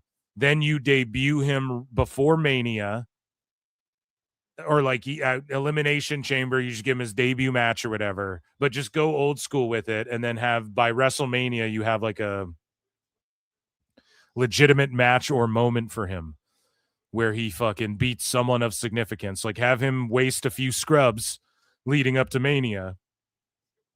And then you give him like a big win against someone legit at Mania, and just go old school with it. Just run vignettes for this guy. And they're saying his name is going to change in WWE. But AEW, you fumbled one, man. This is a guy, just look at this image. Like he has a look, he has size. His promos aren't half bad. They were doing these vignettes where Will Hobbs was like showing his hood and showing where he's from and explaining like, yo, my friend got shot in this parking lot over here and shit. And then they just stopped doing them. And it was like the Book of Hobbs and shit. They should have kept doing that. This is a guy who's been a background player in all these fucking factions. No more. He's his own fucking dude. And he could be a world champion one day. It's crazy to think they have a guy like this coming in. Is he green? Yeah, in comparison to like a Braun Breaker and shit. Maybe he goes to NXT first. I don't think that's the move for him, though. I think the move is you just main roster his ass, air some vignettes. You got this big beast on your roster. That would be awesome. Maybe TNA scoops him up. Everybody's saying WWE because, like, how could you pass on this guy? And they'll know how to book this guy into a star. But Dave Meltzer has something against, like, big, black, jacked dudes. Like, remember he was beefing with Benjamin and Lashley and them, and now he's beefing with Hobbs. Oh, they want him in WWE. Oh, whatever. It's Hobbs. Like, he's just treating it like it's nothing. And everybody knows he's going to WWE, Brian. And it's like, fuck you, man. Hobbs could be a game changer for TNA. But it's just like the dismissal of like, oh, I mean, in AEW, fucking Javon Evans would be this megastar, Hobbs, whatever. It's like, man, why aren't you calling out Tone for fumbling this, Dave? You look at Hobbs and you're like, this guy could be a fucking huge star if you just booked him correctly. They had 6 years with this guy. So, shout out Hobbs, and I hope he's in WWE. You could just do him at the Rumble, but he won't get a big pop. Like, I don't think people will know who the fuck he is, really. That's the problem. He's not, it's not like a Rhodes or like one of these other guys. No pop. So Tony Khan fumbled. He might have got the Rascals, which he is probably going to fumble their fucking booking. But, and he already did by booking them on fucking Collision for their first show. But Hobbs is a massive fumble for AEW. This might be one of the biggest ones. So moving along here, the Butcher and the Blade are back. So they're back in AEW. And I don't know. I think at the start of AEW, these guys had a unique look, and they could have been so much more as well, as far as like a homegrown AEW team. And instead, again, they just sort of became background players and were booked into oblivion. And now they just look way older. And if Tony brings Tommaso Ciampa in, you got Tommaso Ciampa right here, bud. So the fuck are we doing? I forgot they were even in AEW. So speaking of being in AEW, Maxwell Jacob Freeman took on Alec Price at Limitless Rumble for the AEW title. And it's cringe because it's like Alec Price, some indie guy, just skips the fucking line and gets a shot at this title before all the people in AEW. And then MJF offers this guy a fucking deal. I guess he gets signed. So let's listen to this. MJF announces that Alec Price and Jordan Oliver are all elite officially. So Tony's going on a crazy signing spree again. And why is he doing this? Well, I'll explain why. Because Tony only ever had good favor. He only ever gets glazed when he goes on these signing sprees and shit. He just has like 4 things he goes back to because he's just so goddamn unoriginal. So The best guy is Tony Khan. He does the casino gauntlet every 2 months.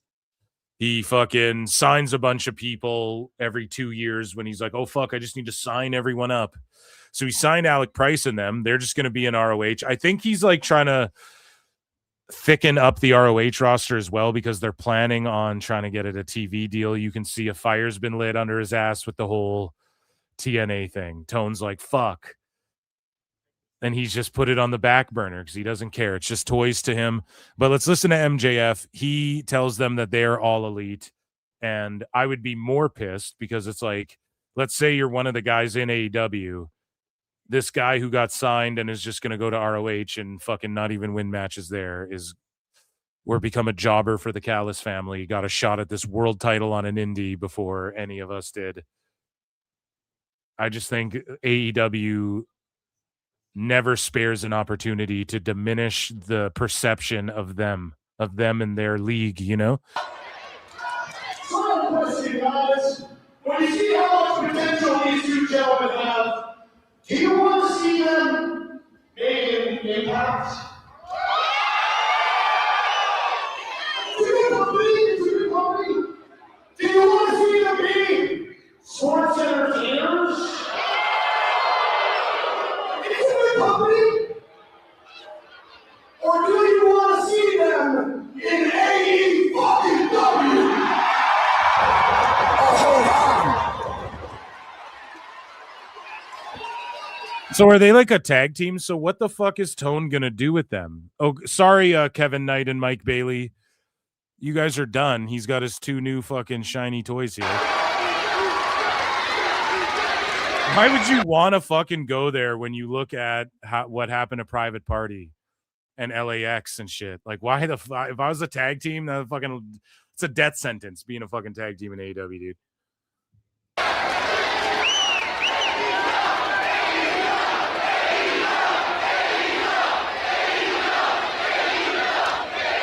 If WWE went to a indie and got people going WWE, everyone would cringe, including me. But this is what Tone does. Let's go to these fucking indies and get them to chant AEW. Let's boo capitalism and then fucking go to these markets and get them to chant pay-per-view at us. Because I'm the champion of the goddamn world. So my boss called me and he said, Max, I want you to put Alec Price to the test and see if he deserves to be elite. He said, Max, I want you to watch Jordan Oliver and let me know if he has what it takes to be elite. So yeah, these guys got signed up. Good for them, I guess. Speaking of ROH though, so ROH and Metroplex Wrestling Global Wars announced for Honor Club. So now Ring of Honor, what Tone's doing is he's stealing PWT's idea. This is exactly, which is good. I wished he would. I've been saying this for years. The best guy is Tony Khan. But he's doing it with ROH. Okay, but he should have did this years ago when he first bought ROH. But either way, ROH is teaming up with these indies now to do different Global War events and be like, hey, we're intertwined with the indies and we're like a super indie thing. And so they're teaming up with Metroplex Wrestling for Global Wars on Honor Club. And ROH is teaming up with Maple Leaf Pro. They unite for a 2-night event in Windsor, Ontario at St. Clair College. ROH and MLP Global Wars Canada and MLP Uprising. So it's ROH and MLP. So again, people like the Dirt Sheets don't talk about this. When they start talking about this, you guys can say you heard it here first. You know, MLP and AEW, they have a fucking working relationship. They have the same way TNA works with WWE. It's been the same thing, just no one spurgs out about it because they weren't up on the forefront with it. And yes, some WWE ID people can go work MLP and all of that, but it's a matter of like Tone has some shit worked out with D'Amore already. This has been a thing. And so good for them. Global Wars Canada, ROH versus MLP type shit. That's awesome. I'm not going to Ontario to see this shit personally, and like, who knows who Tone's going to send? It'll be like the Shane Taylor promotion, whatever version of that exists today, you know, and it'll be just random shit that I don't, you know, Jake Doyle will be stuck fucking on these shows with Mark Davis and shit. But, I like this idea. I like that ROH is teaming up with different indies and just doing like a super indie thing. But then Tone does this and tries to sports entertainment it up. And he makes this announcement with Athena. Hi, it's great to be here on ROH today. I'm your ROH president, Tony Khan, and I'm joined by the ROH Women's World Champion, the Fallen Goddess. And he's got his suit on with an AEW patch and a Jaguars patch sewn in together. And he's with Athena, who's had this title forever and he's done nothing with. And now because of TNA, he's like, oh, fuck, I better try and get ROH a TV deal. But the problem is Tony goes out there. If he was smart, he would go, I'm not in charge of ROH. I put other people in charge of it, because other people are just going to look at him in AEW and what he's done with it. And they're going to go, this is a fucking joke. And they're going to look at ROH and value it when he goes, I'm the boss and creative and all this. People are going to look at ROH and not be willing to give it a chance because of Tone McCon, because of Steamboat Tone and what he's done with AEW. That's unfortunately what's going to happen. The forever champion, Athena. And we have a very special announcement about a show coming up. If I was him, I'd be like, Jeff Jarrett runs ROH and I have nothing to do with it. Even if he secretly does have shit to do with it behind the scenes. 2 weeks from tonight on ROH. It'll be here streaming on Honor Club Thursday, January 29th. And we'll be filming the show here at the Esports Stadium in Arlington, Texas on Saturday, January 24th. For the first time ever, ROH is going to collaborate. We're going to team up with Metroplex Wrestling. For the first time ever, ROH is going to collaborate. God damn it, Tone. ROH, no, for the first time since you've owned it, and not even then, because ROH has already collaborated with CMLL and AEW and New Japan. He's already pitched it that way in the past multiple times for Forbidden Doors and shit. So now he's like, the first time ever, we're going to collaborate with this other wrestling fed. How the perception now is you're on the same level as Metroplex Wrestling, dude. Which is run by the CEO of Metroplex and the matchmaker of Metroplex, the ROH Women's World Champion, the Fallen Goddess Athena. So Athena owns her own fed, and now it's teaming up with ROH. So, okay, that's good moves that's because Athena owns it. She's making moves for the indies. Good for her. We're going to team up for ROH and Metroplex Global Wars. And Champ, you're going to be bringing in some of the top stars from Metroplex. This is going to be an awesome show. It is going to be absolutely phenomenal and one that no one is going to miss. But when my minions prove that they are the best in the entire world, we are going to continue with this forever. just like my championship reign, boss. Well, that remains to be seen, but I'm very excited about working with you. You're a fantastic champion in ROH. You're running a really exciting promotion in Metroplex, and I can't. It's fucked how he like doesn't look at her when she's talking to him and stuff. He's so cooked. So moving along here, this is the collision that went down. I don't know. They aired a vignette for the Rascals or whatever. I would not have debuted them there on Collision. It's unfortunate that's where they started. So embarrassing videos surface of fan response during AEW Dynamite, and not this one here that we're about to watch with Tone, but an embarrassing video surfaces online. So let's take a watch. It's a bad look. Let's see.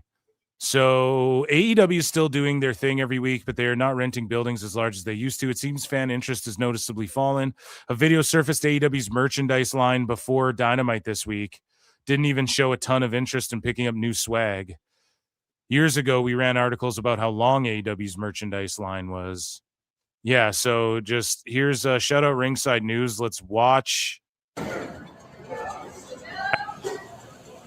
nobody. Which is what their merchandise is all fucked up. They need to not go through Pro Wrestling Tees. They just fucked themselves in the beginning. They just wanted to do all friends wrestling, and it just completely fucked things up. And then they go through Pro Wrestling Tees, and it just has not benefited them or the wrestlers. So speaking of not beneficial to anyone, Tony Khan, other than his bank account, that is, Tony Khan, he dropped a video before we went on the air. This is great. Here's 6 minutes and 36 seconds of Tony Khan Crange. He's in a Jaguars jacket. He's wearing his big fake glasses that he doesn't actually need. And let's EFAP this video. This was live as we were live, Tony Khan. Chat. And so let's get into this here. Hey, it's great to see you. Hey, it's great to see you. It's like, buddy, is this a kids show? Like, what is this? Hey, it's great to see you. I'm so excited. It's Saturday night, and that means AEW Collision, and it's a huge AEW Collision tonight. It's Maximum Carnage, and I just wanted to come on, remind you, it's a big Saturday fight night. He looks like he just woke up. And this is a stacked show. It's going to be a really great 2-hour wrestling show. I really always appreciate all you great fans. I thought we had a great Maximum Carnage Dynamite this week. We had a great. I love the great fans. You're all great. It was a fantastic 2 hours, I thought, with huge matches and so many exciting things happening in 2026 in AEW. And I'm excited for a huge show tonight. There's big matches on Collision tonight starting at 8 p.m. Eastern, 7 p.m. Central, which is just minutes from right now. We're minutes away from Collision. This is going to be a fantastic show tonight. Maximum Carnage is always a great time, and we've got a big lineup tonight, including a huge World Trios Championship match with the Ops taking on Hangman and Jet Speed. That's going to be a fantastic match. It's trippy that he's doing because he did this live. And it's like, why are you doing this live when it's a canned show and everybody knows it's a canned show? And then you're like, oh, this match will be great. And it's not that he has to go and like he should just, this is the perfect opportunity to hop on and go, hey guys, I'm off to do this. We taped Collision this week. For those of you who avoided spoilers, shout you out. All I can tell you is this is going to be an amazing show. Shout out Will Hobbs. He put in work with us here at AEW. Wish him well in his future endeavors. I got to go catch a plane, catch Collision. It's on in 10 minutes piece. Boom. Just real quick, real cool, real swaggy. You know, that's all you got to do, especially because like this is how he is. It's like treating the audience stupid. Like everyone knows it's fucking taped. This is for the smart fans. Then why is Tony on here talking about, oh, this match will be a great, great, great match that's about to happen in a few minutes. But I'm actually live right now and we taped this on Wednesday. It's the opposite, man. A great main event. The show is packed. We've got trios, tags, singles, women and men, great wrestling matches up and down the card. It's going to be a really exciting show. I'm excited to have Andrade El Idolo returning to action in AEW tonight. His first match back, taking on a fantastic practitioner of Lucha Libre and an AEW original, Angelico, tonight on Maximum Carnage. Great to see Andrade El Idolo back in the ring tonight. And also can't wait for this grudge match. I think it's going to be a fantastic tag team match tonight when the Grizzled Young Veterans, who The Grizzled Young Veterans have really rubbed Eddie Kingston the wrong way, take on Eddie Kingston. And speaking of great returns from AEW stars, So Grizzled Young Vets are feuding Eddie Kingston. Like, bro. I'm excited to see Ortiz return to the ring in AEW tonight, teaming up with Eddie Kingston against the Grizzled Young Veterans. I think that's going to be outstanding and should be a great match on a great show. We have so much to look forward to tonight. We've got Marina Shafir taking on Zeta Steel, which I think will be a great one-on-one match. Zeta stood up to Marina last week. Zeta's been a little she's been a little cringe on AEW. She's trying to take the little bit of WWE training and all that, and then her natural shit. She wasn't there long enough, and good for her parlaying it into like going with Tony Khan. But you can see how she does not fit in the group they put her in at all. She doesn't fit in at all. She's so extra. We're being interrupted by Megan Bain, and Megan Bain is in the house tonight too. And speaking of returns, Penelope Ford is returning to the ring tonight. Another AEW original back in the ring tonight after a layoff due to injury. Penelope Ford. Imagine your company's so filled with CMLL and ex-WWE, you got to go AEW Originals. Penelope Ford, an AEW Original. She hasn't been booked in a long time. Remember her? Was not able to participate in some of the biggest matches in 2025 due to her injuries. And I'm excited she's returning tonight on Maximum Carnage also. There's so much to look forward to. The national champion Ricochet is in the house. It's crazy too, because this was a taped show that if you're a sicko, you already looked up the fucking spoilers and the results for it. Do you know what I'm saying? So he's like, Ricochet's in the house tonight, but really it was last week. Time cop. Like, the fuck, man. This would be the perfect opportunity to just treat your fans smart and go, yeah, you know, we taped this. How would this video get?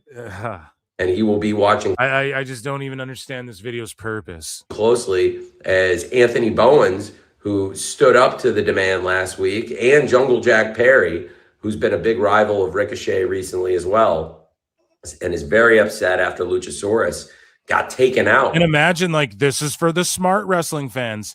This guy has to sit here and go, hey, hello, friends. And then Mr. Rogers explains step by step. Well, no means no.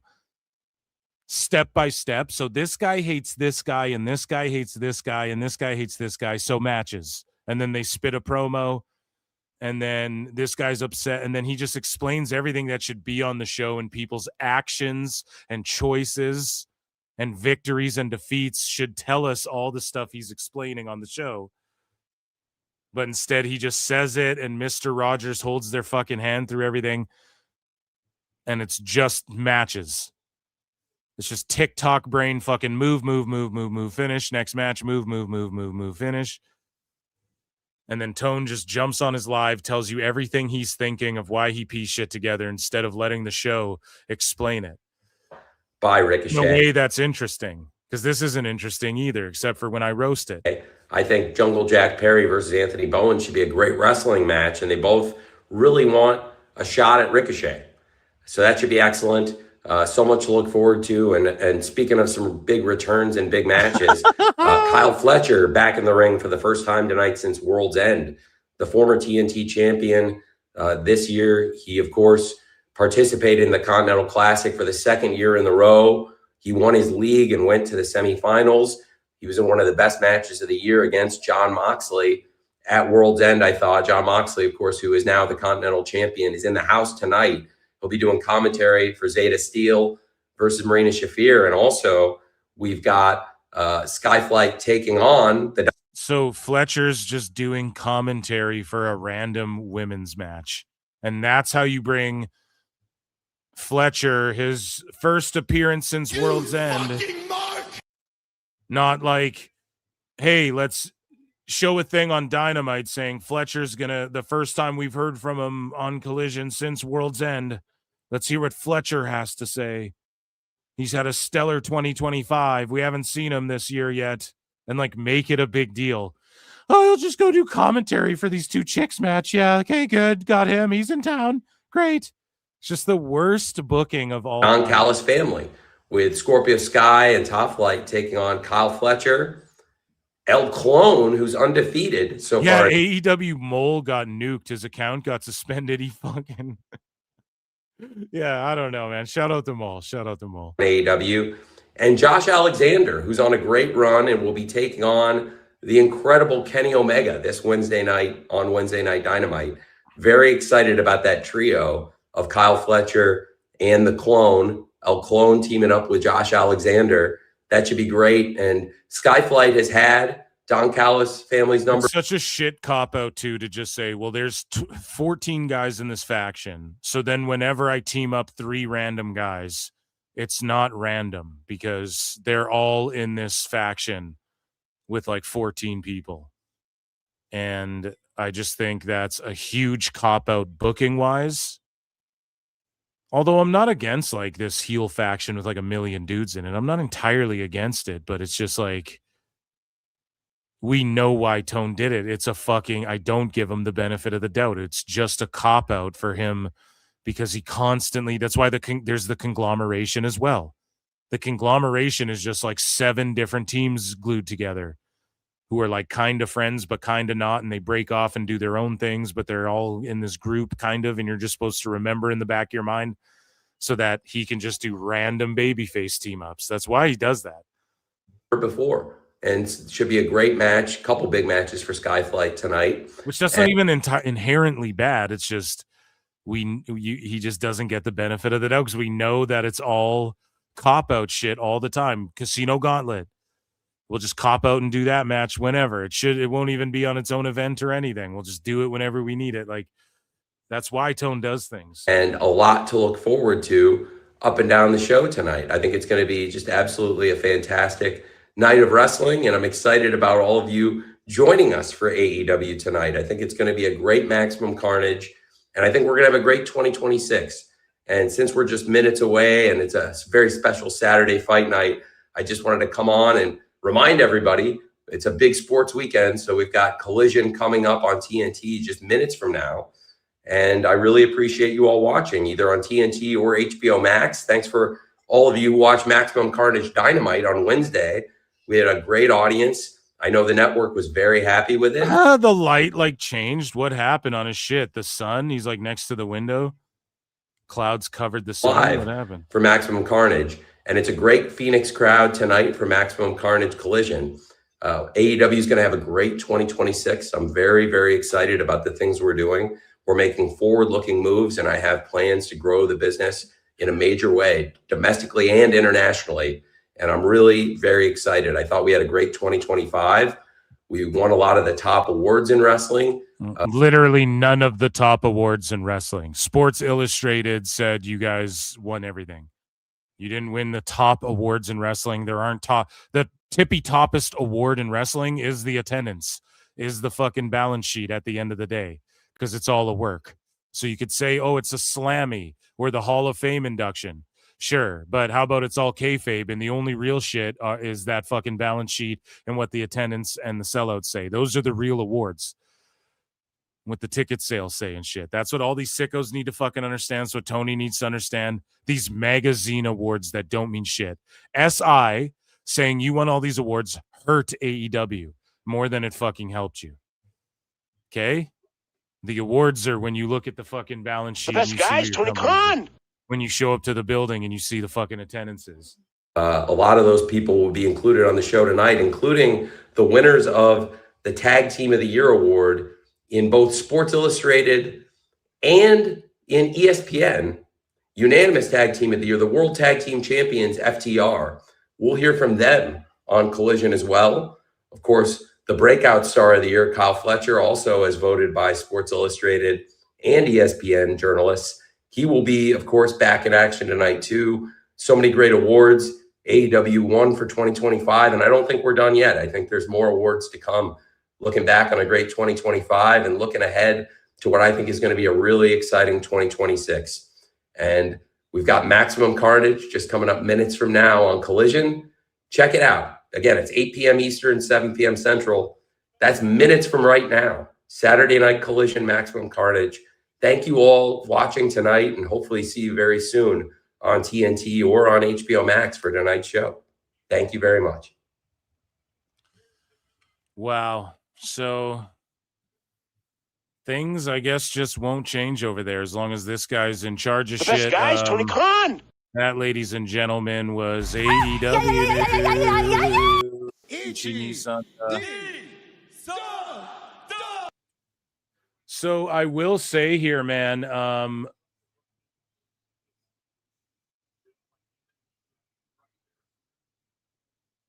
will say, dude, Vikingo, massive pops. Omos comes out. Ray and Americano have aligned.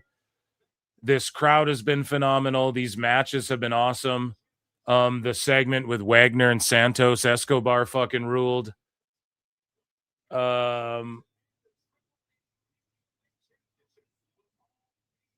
So the AAA Cruiserweight Championships and Tag Championships are all on the fucking line at the next show or whatever. Penta's in the house. Everybody's in the house. The turnout's great. The production's been awesome. The show rules. Rey Mysterio's looking like $1 million. Yeah, fucking Santos out there was awesome. That last match was crazy. Had crazy heat. The crowd was going insane. Fucking Vikingo snapped. And is this show over? Was that the end of it? I don't fucking know. But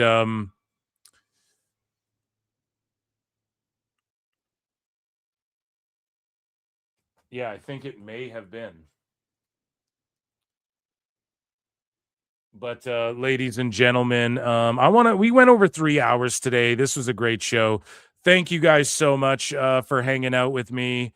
I've been your host, Phil Marks. I love AAA. That's my shit. I wish I put it in the chat, but it's all good. Round of applause for you guys and for myself.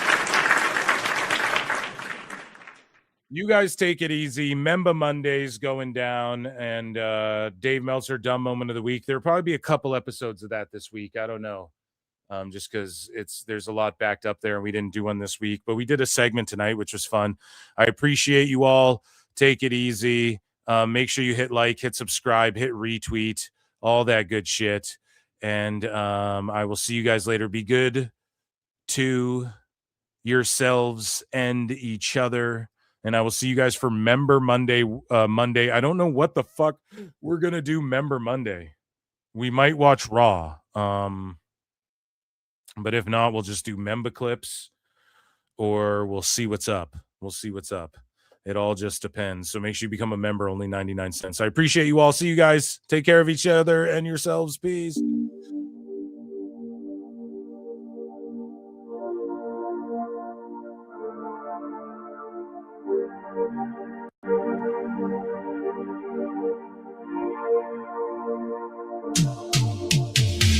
Every booking is golden, you see. Perfect cards crafted for you and me. Yeah, the best guys, Tony Khan is true. Triple cup, best damn booker in the land. 3 red cups stacked up, always in command. Triple cup, living legend of the fight. Just a call away from making it right. Never see a back card, no way. Got the whole roster locked in for the day.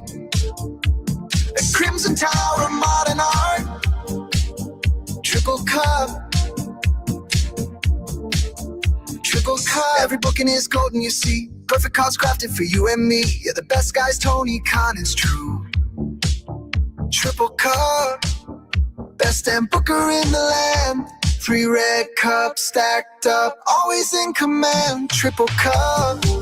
Living legend of the fight. Just a call away from making it right. Never see a back card, no way. Got the whole roster locked in for the day. The Crimson Tower, modern art. Triple cup. Triple cup.